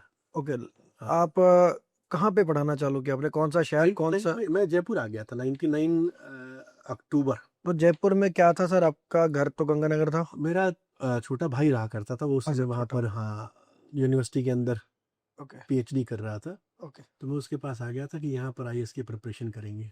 ओके ओके, जयपुर रह के अब फुल टाइम आईएएस प्रेप करेंगे, हाँ, और अब वो नहीं करेंगे, जॉब नहीं करेंगे? जॉब नहीं करेंगे। ओके तो हुआ क्या कि उसके अंदर अ, उसमें IAS के अंदर हुआ नहीं। तो एक हमारे साथ में एक लड़का था, तो वो कुछ वेकेशन पे जा रहा था, तो वो बोला कि भाई अगर तू मैथ्स पढ़ा देगा किसी को, तो मेरे पास में एक लड़का है, उसको एज ए ट्यूशन मैथ्स पढ़ानी है। कौन से क्लास का लड़का था सर तो वो? उस समय वो था 12th क्लास का लड़का था शायद। और उसको आपको एनसीईआरटी पढ़ानी थी, मतलब NCERT सीबीएसई? की मैथ्स पढ़ानी थी। तो मैंने कहा मैं पढ़ा दूंगा। बोले मैं थोड़े दिन नहीं पढ़ा पाऊंगा, मतलब 2 महीने में नहीं पढ़ा पाऊंगा उसको। तो मैंने उसको मैथ्स पढ़ाया। तो उस बच्चे ने भी काफ़ी अच्छा परफॉर्म किया था, और मुझे बड़ा मज़ा आया। मतलब मुझे पहली बार लगा कि यार, मैं इधर उधर देख रहा था कि मैं क्या करूं क्या करूं। मुझे लगता है कि ये मेरा मेरा वो काम है कि पढ़ाने में मुझे मज़ा आ रहा है। ओके, तो मैं बाई चांस ही इस फील्ड के अंदर आया। तो ये मतलब आपको बहुत वहां पे क्लिक कर गई चीज, कॉलिंग मिल गई अपनी।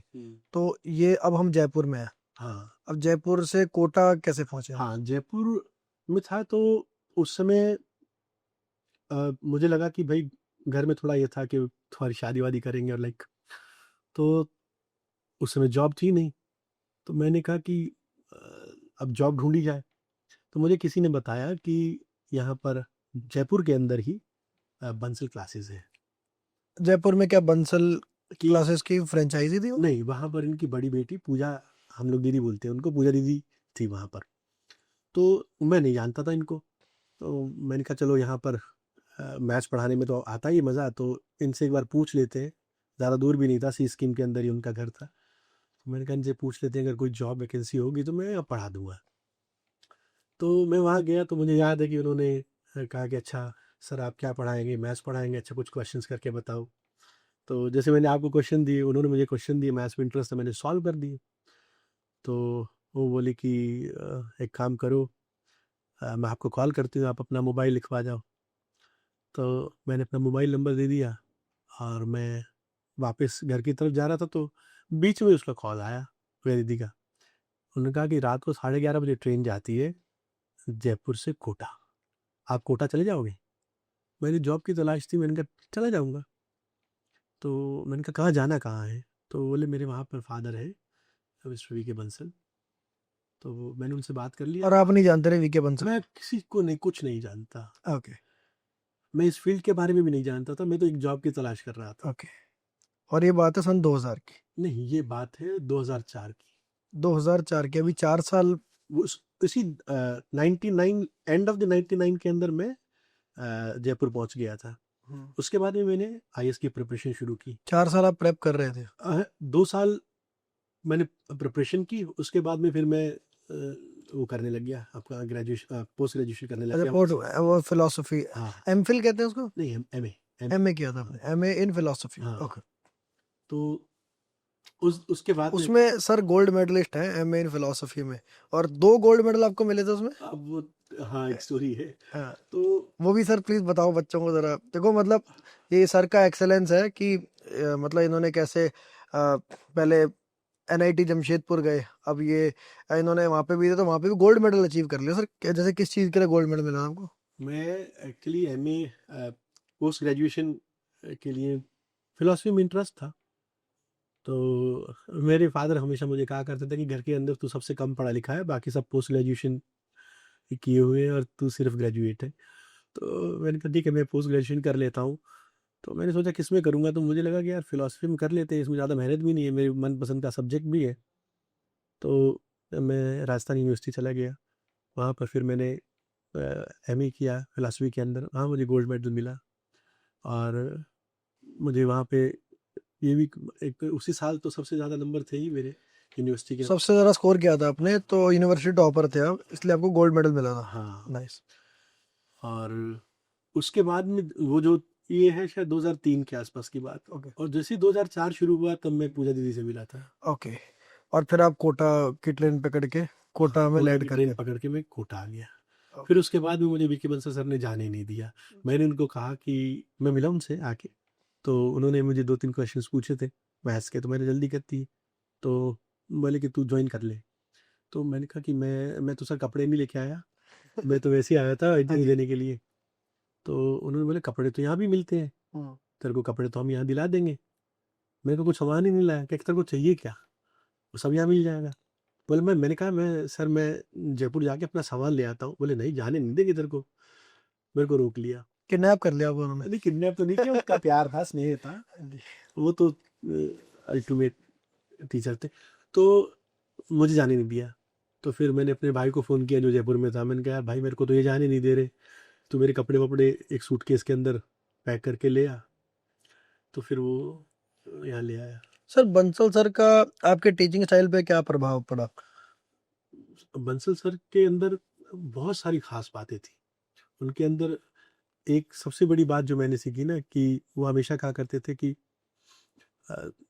स्टूडेंट फर्स्ट का उनका प्रिंसिपल शुरू से ही रहा है कि बच्चा अगर कोई चीज़ लेके, कोई डाउट लेके आपके पास में आता है ना, तो उस डाउट को सॉल्व करना बड़ी उम्मीद लेके आया है। तो एक तो मैंने वो सीखा। दूसरा डिसिप्लिन, अल्टीमेट डिसिप्लिन थे। मतलब अगर 11:30 बजे क्लास शुरू होनी है, आप वो क्लास में जा रहे हो तो आप अपनी घड़ी मिला लो 11:30 बजे। जब वो क्लास से बाहर आ रहे तो घड़ी मिला लो, इतना टाइम हुआ है। तो एक वो बड़े पंक्चुअल थे, बहुत डिसिप्लिन, हर चीज़ उनकी बहुत तरीके से होती थी, और बहुत लविंग थे, वाज वेरी लविंग। और जैसे सर जो उनका टीचिंग स्टाइल था उसमें क्या यूनिक लगता था आपको? उनका मैं मुझे ऐसा लगता है जैसे फिलोसफी के अंदर हम लोग पढ़ते हैं सोक्रेटिक मेथड। सोक्रेटिक मेथड क्या होता है सर, कि वो तुरंत सुकरात से कोई सवाल पूछते थे ना, यूनान के लोग, तो वो तुरंत आंसर नहीं करता था। वो उन्हें धीरे धीरे धीरे धीरे धीरे धीरे उन्हीं के अंदर से आंसर निकलवाता था। ओके। बंसल सर का जो टीचिंग स्टाइल था ना, वो ये था कि वो बच्चे को इतना इंस्पायर और इग्नाइट करते थे कि वो अपने आप क्वेश्चंस के आंसर निकाले। थॉट प्रोसेस थॉट देते हो? प्रोसेस बहुत बहुत अच्छे से डेवलप करते थे। यूनान माने ग्रीस होता है, जिनको नहीं पता। तो सर जैसे होता है ना कि आपने आपने नया नया वहाँ पर बंसल क्लासेस को ज्वाइन किया 2004 में, तो क्या आपने कभी बंसल सर के लेक्चर अटेंड किए फॉर ट्रेनिंग? हाँ हाँ, बंसल सर हमको अपनी क्लास के अंदर बिठाते थे। हम रोज हमको बोलते थे कि, मुझे बड़े प्यार से बोलते, पीछे कल मेरी क्लास है 4:30 पर और तू अटेंड करेगा, ठीक है। तो मैं उनकी क्लास के अंदर पीछे जाके बैठ जाता था। उस समय वो बैच था 2004 वाला, तो वो हिमांशु असनानी वाला बैच था। तो उसके अंदर हम लोग सर की क्लास में बैठते थे। सर इनको एक बार हिमांशु असनानी के बारे में बता दो, मुझे तो कल बताया था सर ने। हाँ, एक बार बच्चों को। हिमांशु असनानी 4th रैंक लेकर आया था 2004 या 5 के अंदर। और उसके बाद में उसने बीटेक किया वही से। और उसके बाद में थोड़े साल पहले मुझे पता लगा कि वो एस्कॉन के प्रिस्ट बन गए हैं। तो मतलब आईआईटी बॉम्बे से एक और आईआईटीएन बाबा बने। मैं आईआईटीएन बाबा तो खैर आईआईटीएन बाबा थोड़ा अलग सेंस में चला जाता आजकल है ना, तो मैं वो नहीं कहूँगा, लेकिन वो काफ़ी मेडिटेशन वगैरह करता अच्छा। है, हाँ, उस तो तरह पर से। मतलब एक तरह संन्यास ले लिया उन्होंने। हाँ, तो बच्चे का माइंडसेट समझना, वो अपने बच्चों के बीच में बैठ के समझे। बीच में बैठ के ही मैंने बच्चों का माइंडसेट समझना सीखा। हमारी ट्रेनिंग बहुत, उस समय तो लगता था कि बहुत बहुत मुश्किल है यार, लेकिन मज़ा बहुत आता था। वो तो सर धीरे धीरे। मतलब मैं देख पा रहा हूँ कि पीजे सर वो कोटा के बेस्ट बच्चे उनके बीच में बैठ के उनका थॉट प्रोसेस देख रहे हैं, और साथ में बंसल सर की क्लासेस में बैठ के उनका कंटेंट देख रहे हैं। तो वहां से फिर तो पीजे सर जो हैं वो उसका फाउंडेशन तो वही है फिर। हाँ, हम्म, बिल्कुल। क्या बात है, ये तो बहुत बड़ी बात है।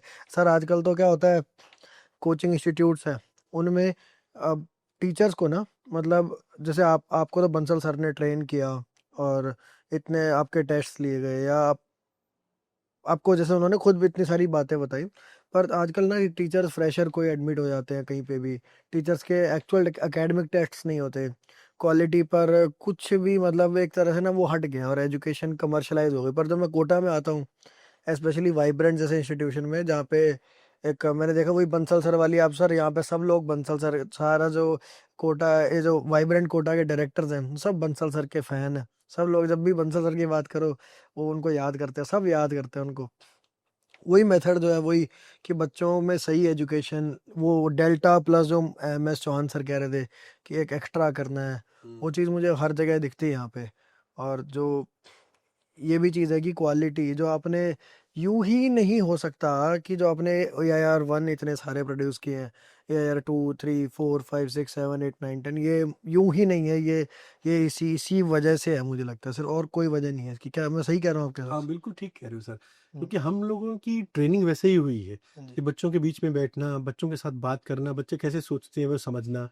और फिर बंसल सर जैसे टीचर आपको ट्रेन करते हैं, तो वो आप में कुछ चीज़ छोड़ेंगे नहीं कि ना बता पाए, बच्चों को पढ़ा ना पाए, बच्चे समझ ना पाए इसकी बात, ऐसा हो। शितिकांत का मेंशन हर कोई करता है, सबको बहुत प्यारा है शायद शितिकांत, ऐसा है क्या? मुझे लगता है कि एक डेडली कॉम्बिनेशन था, ओके। इंटेलिजेंस का, हार्ड वर्किंग का, डेडिकेशन का, वो अलग लेवल का कॉम्बिनेशन था। तो उसको, वो इसलिए हमको, मतलब देखो बच्चे तो सभी हमको एक एक जैसे से लिखते हैं, लेकिन जब कई बच्चों में देखते हैं कि ये बहुत इंटेलिजेंट है यार, पर अपना पोटेंशियल यूज नहीं कर पाए यार, हार्ड वर्किंग नहीं, लेजी है, ऐसे भी बच्चे मेरे जीवन के अंदर आए।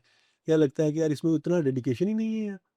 तो अगर एक कॉम्बिनेशन मिल जाए प्रॉपर टाइप का, कि आप ये हार्ड वर्किंग भी है, इंटेलिजेंस भी ज़बरदस्त है इसके अंदर, और अपने गोल के लिए बड़ा डेडिकेट रहता है, तो श्रीकांत मतलब वो पहला बच्चा था सर ऐसा, जिसका जेई एग्जाम होने से पहले ही हम सब लोगों ने मान लिया था कि ये रैंक 1 आएगा।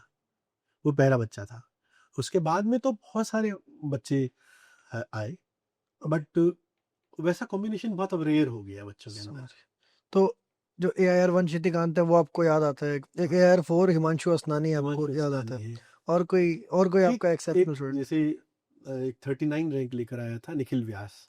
अभी निखिल व्यास हाँ, अभी वो MIT के अंदर प्रोफेसर है, नहीं, असिस्टेंट वो प्रोफेसर? वो कुछ रिसर्च कर रहा था थोड़े टाइम ओके। पहले, 1.5 2 साल पहले मैंने देखा था उसको, तो जयपुर का ही है। तो निखिल व्यास जो था वो, मतलब बहुत कम समय के अंदर कैसे मेहनत की जाती है, वो निखिल व्यास से कोई सीख सकता है। कि 39th रैंक लेकर आया था, लेकिन ऐसा नहीं था कि पूरे दिन पढ़ता रहता हूँ, बिल्कुल नहीं, क्योंकि मैं उनके फैमिली के टच में भी रहा, उसके फादर भी कई बार मिलने आए थे। तो वो उसको नॉवेल्स पढ़ने का बहुत शौक था। ओके। तो ज़्यादातर टाइम तो उसका उसमें जाता था, और जो भी थोड़ा सा बचा हुआ समय था उसमें वो पढ़ लेता था। और फिर भी वो 39, वो बहुत बहुत ब्रिलियंट बच्चा था। समझ गया। तो और भी बहुत सारे जैसे बच्चे हैं, जैसे सूरज है, जो 2017 के अंदर 5th रैंक लेकर आया था, अभी कोरिया के अंदर सैमसंग में। Samsung Korea. हाँ, साहिल जैन है, 2nd रैंक लेकर आया। मीनल पारिक है, जो लड़की है जो AIR कितनी थी? 6th रैंक लाई थी ना। AIR 6। 6, उससे पहले थी एक लड़की, वो भी रतलाम की बच्ची थी, वो भी 6 ऑल इंडिया गर्ल्स टॉपर थी, 6 वो लेकर आई। लड्डा हाँ, नाम था, अदिति अदिति लड्डा, लड्डा, हाँ हाँ। अदिति लड्डा। अब तो सर मुझे भी आपके रैंकर थोड़े थोड़े याद हो रहे हैं, पर काफी सारे हैं। हाँ जी, बहुत हाँ सारे। जी। ये हाँ। कुछ मतलब अलग अलग क्वालिटी से सब लोग याद रह जाते हैं, और बहुत सारे इनके अलावा जिनके नाम मैं भूल भी गया हूँ। देखो, मुझे ऐसा लगता है कि बहुत सारे बच्चों ने ना टीचर को टच किया होता हाँ है जी। ना? जब आप एक टीचर को देखते हो ना, तो उसके अंदर पीछे जो टीचर के पीछे जो थाउजेंड्स ऑफ स्टूडेंट्स हैं, हम्म। उनको सामने वाला देख नहीं पाता। अगर मैं आज ठीक पढ़ा पाता हूँ, तो मेरे मेरे को बनाने में थाउजेंड्स ऑफ स्टूडेंट्स का कंट्रीब्यूशन है। ये बहुत सारे बच्चे हैं जिन्होंने मुझे मेरी ज़िंदगी को टच किया। ये जो चीज़ है ना, ये मैंने सिर्फ कह सकते हैं कि बंसल एलमनाई में ही देखी है, कि जैसे मोहित त्यागी सर थे, या जो कल मेरे को मैंने केमिस्ट्री के जो सर्स हैं उनके साथ भी मैं बात कर रहा था, या फिजिक्स के सर्स के साथ बात कर रहा था, वो सब एक बात हमेशा कहते हैं कि हमें बच्चों ने बनाया है, और बच्चों जो चैलेंजिंग बच्चे थे उन्होंने हमारे को ऐसा इस मकाम पे लाके खड़ा किया। ये चीज़ मुझे लगता है मैंने वो मोहित त्यागी सर में सुनी, और एक यहाँ सुनी है वाइब्रेंट में। हाँ, मोहित त्यागी सर और मैंने साथ-साथ में पढ़ा है, अच्छा, and is very close to me. मतलब हम लोग ने काफ़ी अच्छा समय साथ में गुज़ारा है, कहाँ पे आपने बंसल साथ क्लासेस पढ़ा के था? अंदर। बंसल में, ओके। हाँ, बंसल क्लासेस में मोहित और मैं दोनों ही पढ़ाया करते थे। आप कौन से ईयर में ग्रेजुएट हुए सर? मैं 96 में ग्रेजुएट हुआ था। अच्छा, वो 99 में शायद हुआ था हाँ, ग्रेजुएट, हाँ। और हम लोग बंसल क्लासेस के अंदर थे। मैं 2004 में जॉइन किया था, और वो 1 या 2 साल बाद में आए थे। ओके। वो 1 साल 2 साल ही रुके थे, ओके। फिर चले गए थे। पर ये है वो बच्चों को मेरे को लगता है ना सर, जैसे आपको भी वो सौभाग्य मिला कि आपके पास वो बेस्ट बच्चे आए, हाँ, और आपने भी फिर सर वो उसको स्वीकार करके चैलेंज को आपने भी वो मेहनत करी, और फिर आपने वो एक इकोसिस्टम क्रिएट कर दिया रैंक्स का, तभी वो रैंक्स भी आ पाई। हाँ, बिल्कुल सही है। हम्म। धीरे भाई, बच्चा जब तक अगर बच्चा थोड़ा-सा कंफर्ट ज़ोन में चला जाता है, तो टीचर पहले कंफर्ट ज़ोन में चला जाता है। राइट। बच्चा ही वो होता है जो उसको ऑन द टोज़ रखता है। राइट। अगर बच्चा इतना क्यूरियस होगा, इतना मेहनती होगा कि आगे से आगे डिमांड करेगा कि मुझे और होमवर्क दो, और सवाल दो, तो फिर टीचर भी तो मेहनत करता है, उसी हिसाब से करता है। तो ये बात मैं सारे ऑडियंस को भी एक बात कहना चाहता हूँ, कि देखो इन्होंने टॉपर्स के बारे में एक ट्रेट बताया, कि टॉपर्स में भूख बहुत ज़्यादा होती है। हाँ, वो बहुत ज़्यादा कहते हैं, नहीं मुझे और पढ़ाओ, नहीं मुझे ये भी बताओ, मैं ख़त्म करके आ गया, मुझे कुछ नया दो। मतलब टीचर से मेहनत करवाते हैं वो, पर ऐसी वाली मेहनत नहीं सर। कहीं सारे बच्चे टीचर से क्या मेहनत करवाते हैं, सर जो आपने बताया वो समझ नहीं आया, एक बार दोबारा बता दो। ठीक है। तो एक ये वाली मेहनत होती है, एक होती है कि जो आपने बताया वो सब समझ लिया, अब मुझे और बताओ, मुझे और शीट्स दो, ये दो। तो वो मेहनत खुद भी करता है जब, तो टीचर को भी ना हौसला, मतलब मैंने भी पढ़ाया सर 1-2 साल मैथ्स ही पढ़ाया मैंने, तो मैंने ये देखा है कि टीचर को भी हौसला तब मिलता है जब बच्चा मेहनत कर रहा होता है। तो वो चीज़ है, आपके अंदर ये होना चाहिए, आप इतनी मेहनत करो, और टीचर और आपके बीच में एक फीडबैक लूप बने, और वहाँ से सक्सेस होगा। आईआईटी कोई मुश्किल नहीं है, सर ने भी आज बताया जैसे कि सारा कुछ डिफाइंड है, कि जैसे हेल्थ ठीक करने का एक तरीका होता है, ऐसे आईआईटी क्रैक करने का बिल्कुल डिफाइंड तरीका है, वो कर दो, आईआईटी कंफर्म है। सर एक बच्चा अभी उसने 11th जस्ट पास की, अभी अप्रैल में उसकी 12th शुरू हो गई है। 11th मान के चलो कि उसके 100, अगर 100 नंबर का पेपर देता है मेंस का, जो कि 11th के 100% 11th के पर बेस्ड है, तो उसमें उसके आएंगे 20 मार्क्स, 20-25 मार्क्स। लेकिन बच्चा अभी मेहनत करने को तैयार है। अभी उसको इमीडिएट कौन से चैप्टर्स करने चाहिए, या कौन से टॉपिक्स, अगर बिल्कुल माइक्रो लेवल पे जाए, कम करके दे उसको, तो कौन से टॉपिक्स करने चाहिए ताकि 12th उसकी वेस्ट ना हो? 2 चैप्टर कर ले। एक तो वो अपनी ट्रिग्नोमेट्री कर ले, जितनी भी है उसकी। किस लेवल तक करे, किस एक्सटेंड तक करे? उसको ट्रिग्नोमेट्रिक फंक्शंस के साथ में मैनिपुलेशन करनी आनी चाहिए, क्योंकि 12th के अंदर हम लोग जब कैलकुलस शुरू करेंगे, चाहे वो डिफरेंशियल कैलकुलस हो या इंटीग्रल कैलकुलस हो, उसके अंदर ट्रिग्नोमेट्रिक मैनिपुलेशन से ही बहुत सारे क्वेश्चन सॉल्व होंगे। समझ। तो एक तो उसको ट्रिग्नोमेट्रिक मैनिपुलेशंस आनी चाहिए, और दूसरा उसका ज्योमेट्री स्ट्रांग होना चाहिए। जो 10th वाली ज्योमेट्री हाँ, आपने बताई थी, क्या इसमें आप कोऑर्डिनेट ज्योमेट्री की भी बात कर रहे हो? अगर वो 11th क्लास के अंदर पूरी कोऑर्डिनेट ज्योमेट्री पढ़ा हुआ है, और मान लो किसी, क्योंकि अगर 20 नंबर ही आ रहे हैं उसका, तो इसका मतलब कोऑर्डिनेट ज्योमेट्री उसका थोड़ा वीक रह गया। हाँ जी, पर ये कह सकते हैं कि शायद उसको थोड़ा थोड़ा काम चला हुआ आता होगा, ये कई बार फिर भी मैं कहूँगा, कह सकते हैं कि अगर उसका यूज हो जाता है पिछले कॉन्सेप्ट का, तो शायद नहीं कर पाएगा, नहीं कर पाएगा। हाँ जी, हाँ आप कंटिन्यू कीजिए। तो मुझको लगता है कि बस दो दो चीज़ें वो कर ले एक बार, कि एक तो अपना ट्रिग्नोमेट्रिक स्ट्रांग कर ले, पढ़ के आए, और कोऑर्डिनेट ज्योमेट्री, दो चीजें स्ट्रॉन्ग करके आ जाए एक बस। सवाल और कि क्या क्वाड्रेटिक इक्वेशंस क्या वो भी आना चाहिए बंदे को? क्वाड्रेटिक इक्वेशन आप देखो शुरू से ही बच्चा पढ़ता है, क्वाड्रेटिक इक्वेशन के अंदर उसको कोई दिक्कत आती नहीं आती नहीं है। है ना। क्वाड्रेटिक इक्वेशन ऐसा कोई बहुत मुश्किल चैप्टर है भी नहीं।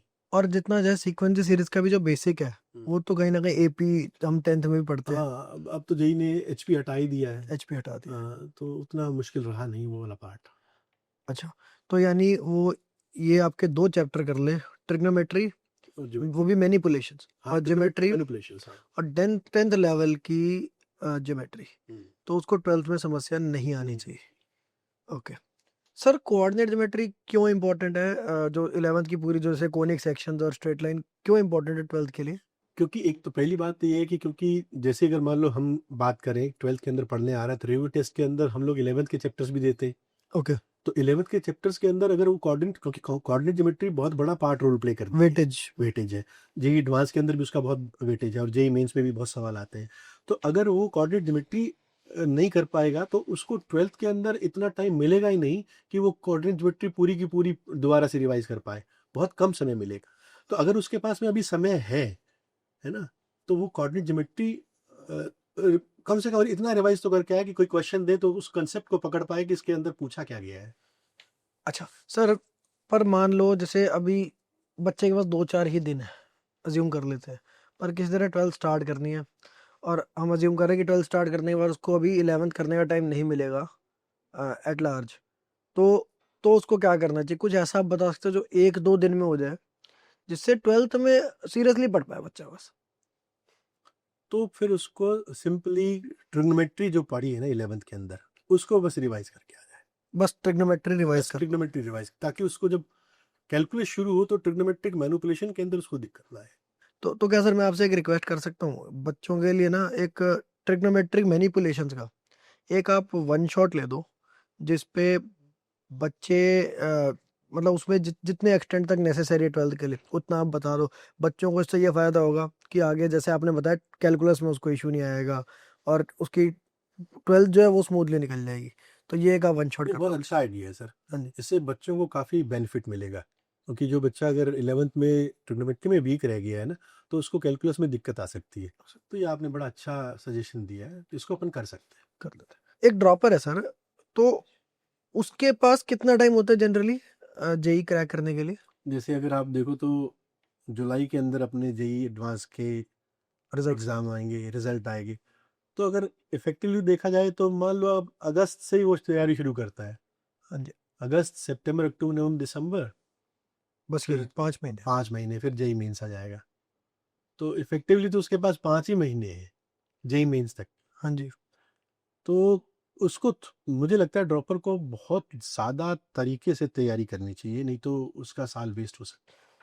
तो सर क्या ड्रॉपर को वो तरीका यूज़ करना चाहिए कि जिसमें वो हाई वेटेज चीज़ों पर ध्यान दे और बाकी चीज़ें बेशक छूट भी जाए कुछ, पर हाई प्रायोरिटी चीज़ें ध्यान दे? तो आप जैसे इसमें हाँ जी। सर मैं थोड़ा सा ये समझता हूँ कि ड्रॉपर चाहता है क्या है। अगर वो बहुत हाई सोच रहा है, रैंक लाने की, हाई रैंक लाने की सोच रहा है ना, तो वो कुछ स्किप कर नहीं सकता। और अगर उसको लगता है कि नहीं मेरा ठीक ठाक रैंक आ जाए, अपने को सेल्फ अज्यूम कर लेना 3 या 4 डिजिट रैंक, वो 2 या 3 डिजिट रैंक लाना चाहता है, वो 4 डिजिट भी मतलब 5000 के अंदर रैंक लाना चाहता है। हाँ, तो वो मुझे लगता है कि थोड़ा सेलेक्टिव हो सकता है, एक दो चैप्टर छोड़े भी जा सकते हैं। तो जो हाई वेटेज चैप्टर है उनको अगर उनके ऊपर ज़्यादा फोकस करें, उनको ज़्यादा अच्छे से तैयार करें समय की लिमिटेशन को देखते हुए, तो ये स्ट्रेटेजी उसके लिए ठीक हो सकती है। ओके, तो सर जैसे मैथ्स में सबसे स्कोरिंग चैप्टर कौन से रहे? इतने आपने ट्रेंड देखे इतने साल।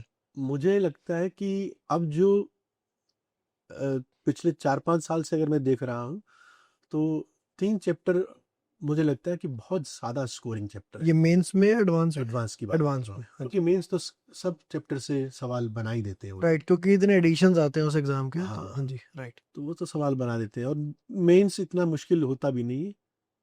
जेई एडवांस के अंदर जैसे मैट्राइसिस है, ये चैप्टर बहुत स्कोरिंग है, और अच्छे अच्छे सवाल भी पूछे जाते हैं। क्या डिटर्मिनेंट भी उतना स्कोरिंग है? डिटर्मिनेंट में सवाल क्योंकि डिटर्मिनेंट मैट्राइसिस से अलग करके जनरली एडवांस के अंदर बहुत रेयर पूछा गया तो है। जब आप मैट्रिसेस कह रहे हो तो डिटर्मिनेंट उस वो पे डिटर्मिनेंट के assumed है। मैट्राइसिस का मतलब ही नहीं है। ओके, ठीक। थोड़ा डिटर्मिनेंट उसको पता हो और जनरली जब हम डिटर्मिनेंट कहते हैं तो हम एक बहुत छोटे से चैप्टर की बात कर रहे हैं, इसमें सिर्फ 3 चीज़ें हैं। हाँ, ओके, समझ गया। तो मैट्रिसेस को ढंग से कर ले और प्रोबेबिलिटी को भी बहुत ढंग से करना पड़ेगा उसको, राइट। And complex number. ये 3 चैप्टर तो मुझे लगता है बहुत स्कोरिंग चैप्टर है। वेक्टर्स एंड 3D, हाँ जी। ये आपके ऐसे चैप्टर है जो आप बहुत आराम से कर सकते हो, इसके अंदर कोई दिक्कत आने वाली नहीं है। और ये भी आपको मालूम है कि बहुत स्कोरिंग चैप्टर है, कुछ राइट, कुछ रॉकेट साइंस नहीं है इन दोनों राइट, के अंदर, राइट, वेक्टर्स में और 3 डायमेंशन ज्योमेट्री के अंदर। राइट। तो ये बड़े स्कोरिंग चैप्टर है, और छोटे चैप्टर्स हैं। बहुत छोटे छोटे चैप्टर्स। मैंने सारे जो 4-5 चैप्टर बताए हैं ना, ये बहुत स्कोरिंग भी। राइट, शुरुआत के अंदर ही हमारी स्ट्रेटेजी क्या रहती है, यही तो रहती है सर, कि हम लोग उसको अभी जैसे अभी बैच हमारा सेशन ब्रेक चल रहा है, अभी अप्रैल में शुरू होगा, तो मैंने तीनों चैप्टर करवा दिए। ब्रेक में करा दिया आपने। इस अभी करवा दिए, मतलब 11th जैसे उनका एंड हुआ, 12th हमने 1 महीना पढ़ाया, 1 महीने 1.5 महीना पढ़ाया होगा। तो उसके अंदर मैंने तीनों चैप्टर बता दिए, मैट्रिसेस बता दिया उनको, पढ़ा दिया, प्रोबेबिलिटी पढ़ा दिया और कॉम्प्लेक्स नंबर पढ़ा दिया। अब देखो उनको क्या बेनिफिट होगा। अब जैसे अगर मैं लेट्स से मैं वेक्टर्स एंड 3 डायमेंशनल ज्योमेट्री शुरू करता हूँ, तो मैं उन तीनों चैप्टर की रिवीजन उसके साथ साथ में करवाता जाऊंगा ये सर 12वीं में आने वाले बच्चों के लिए आप बता रहे हो, राइट? 12वीं में। और 13 वाले बच्चों को भी मैं यही सजेशन दूंगा कि आप जो है, क्योंकि ये है ना, ये जितने भी चैप्टर्स मैं बता रहा हूँ ना, स्कोरिंग है लेकिन प्रैक्टिस की डिमांड करते हैं, है ना। अगर आपने प्रैक्टिस कर ली ना, तो आपका एक सवाल भी गलत नहीं होने वाला वहाँ पर। सर मैथ्स पढ़ाने के अलावा आप और क्या करते हो? सर मुझे एक तो पढ़ने का बहुत शौक है, अच्छा। तो मैं डिफरेंट डिफरेंट तरह की किताबें पढ़ता रहता हूँ। जैसे फिलोसफी की है या साइकोलॉजी की है, ये मैं हिंदी लिटरेचर भी पढ़ता हूँ, मतलब डिफरेंट बहुत वर्सेटाइल टाइप की किताबें भी पढ़ लेता हूँ। आपको रीडिंग बड़ी पसंद है? हाँ, अच्छा, पढ़ना मुझे अच्छा लगता है। ये होता है टीचिंग जो एक वो है ना प्रोफेशन, उसमें लोग नॉलेज लेने का उनके पास पूरा वो एक नॉलेज लेते रहते हैं वो, और वो इनेबलमेंट भी उसी प्रोफेशन से ही हो जाता है कि टीचर को नॉलेज देनी भी होती है और वो लेता भी रहता है, वो एकेडमिक ही पूरा करियर है। हाँ, वो इनरिच करना पड़ता है अपने आप को, हम्म। ईयर टू ईयर आपको करना ही पड़ेगा। बस सर ये होता है, आईआईटी में भी जो प्रोफेसर थे हमारे, मैं देखता रहा हमारे को, मैंने देखा यार, मैं ना लेक्चर से पहले आके लाइब्रेरी में बैठ गया था, ऐसे ही मुझे कुछ काम करना था, कुछ पीडीएफ्स वगैरह डाउनलोड करनी थी। मैंने देखा यार ये सर यहाँ क्यों बैठे हुए हैं, फिर देखा बुक पढ़ रहे हैं, देखा बुक किस चीज़ की पढ़ रहे हैं, मैंने कहा तो अभी हमें पढ़ाने वाले हैं, अभी जस्ट लेक्चर है। तो मुझे समझ में आया भाई ये लोग ना हमेशा मेहनत करके आते हैं, रिवाइज करके आते हैं, चीज़ों को सही से प्लान करके आते हैं। तो वो होता है सर, एकेडमिक लोग ऐसे होते हैं, मैंने देखा भी। हाँ। और सर एक कोटा फैक्ट्री वेब सीरीज आई थी, हम्म। तो आपने देखी वो? हाँ, देखिए। देखिए तो आपका सर, जैसे क्या है ना, जो बच्चा आज ऑनलाइन है उसके मन में जो कोटा की परसेप्शन है वो कोटा फैक्ट्री ने बिल्ड करी है। उसको पता नहीं, उसने कोटा नहीं देखा, उसने कुछ नहीं देखा, उसने कोटा फैक्ट्री देखा है। तो आप बता सकते हो उसमें क्या गलत है, या जो आपका क्या पॉइंट ऑफ व्यू, मतलब गलत तो मुझे लगता है कोटा असल में कुछ है, वहाँ कुछ दिखाया है। हाँ, मुझे मुझे ऐसा लगता है हाँ जी। कि वो एक वेब सीरीज है, या जो भी कहें आप, जो भी बनाया गया है, वो एक एंटरटेनमेंट पर्पस से ज़्यादा बनाया गया है, मोर व्यूवरशिप के लिए बनाया गया है। बट एक्चुअल के अंदर कोटा काफ़ी डिफरेंट है, कोटा की लाइफ डिफरेंट है, कोटा के टीचर जैसा पोर्ट्रे किया गया है वैसा मुझे नहीं लगता कि रियल के अंदर ऐसा है कुछ, या सिमिलर भी कोई ऐसी चीज़ है। वो डिफरेंट तरीके का पोर्ट्रे किया गया है, लेकिन कोटा के अंदर स्टूडेंट का जीवन वैसा नहीं है जैसा लोगों को लगता है। Thank you so much sir, आपने अपना कीमती टाइम हमारे लिए निकाला, और आपने हमारे साथ इस मिशन से भी जुड़ने का, मतलब उसके लिए भी आपने हामी भरी। तो मेरे लिए मतलब बहुत बड़ी बात है कि एक प्लेटफॉर्म है जिसपे N Awasthi sir, M S Chauhan sir, V K Jaiswal sir, Neelkamal Sethia sir, Nitin Jain sir, और आप जैसे टीचर्स यहाँ पर पढ़ा रहे हैं। मतलब ये चीज़ अगर हो गई, मैं तो सोच रहा हूँ कि ये सररियल है, मतलब ये सच नहीं हो सकता, सपना सा लग रहा है कि वो टीचर्स, मतलब जो किसी किसी को नसीब होते रहे बंद कमरों में, वो जो कोई बहुत दूर कोटा चल के आता रहा और काफ़ी सारे सिलेक्शन प्रोसीजर के बाद आप तक पहुंचता होगा, वो आज देश का बच्चा बच्चा उसके पास ये ऑप्शन है कि वो एक्सट्रीमली अफोर्डेबल प्राइसेस पे आप आपसे बढ़ पाएगा और बाकी सारे टीचर से बढ़ पाएगा। तो उसके लिए बहुत बहुत धन्यवाद। और बाकी स्टूडेंट्स, आप लोग बताओ ये कॉन्वर्सेशन कैसी रही। मैंने मतलब बहुत सारी बातें करी सर से, एक चेस की गेम हारी, और बाकी सर से मैंने बहुत सारी मैथ्स की बातें करी, और मुझे मैथ्स की बातें करने में इतना अच्छा लग रहा था कि मुझे जेई प्रेप करने का मन करने लग गया दोबारा, क्योंकि मतलब मुझे ऐसे किसी ने कभी पढ़ाया ही नहीं जैसे सर पढ़ाते हैं, और वो गैप कहीं ना कहीं मुझे लगता है मुझे नहीं मिला। और वो जब मैं ये चीज़ सबके लिए करने की कोशिश कर रहा हूँ तो मुझे और मोटिवेशन मिलती है कि जो चीज़ मुझे नहीं मिली वो उस देश में किसी टीयर 2 सिटी, टीयर 3 सिटी, वहाँ पे बैठे हुए बच्चे को भी यही प्रॉब्लम हो। तो इसलिए मैंने मिशन शुरू किया है। और आप बताना इस कॉन्वर्सेशन ने आपको क्या सिखाया, आपने यहाँ से क्या नया सीखा, आप ज़िंदगी में क्या चेंज लेके आओगे। और सर से भी आपको और भी कोई सवाल हो, मुझसे कोई सवाल हो, आप कमेंट्स में बताओ। अगर यहाँ पर इनफ सवाल आते हैं मैं सर के पास दोबारा कोटा आ जाऊँगा। दिल्ली से सिर्फ 6 घंटे की ट्रेन होती है। बाकी मेरी तरफ से आपको ऑल द बेस्ट है। धन्यवाद। ऑल द बेस्ट बच्चों।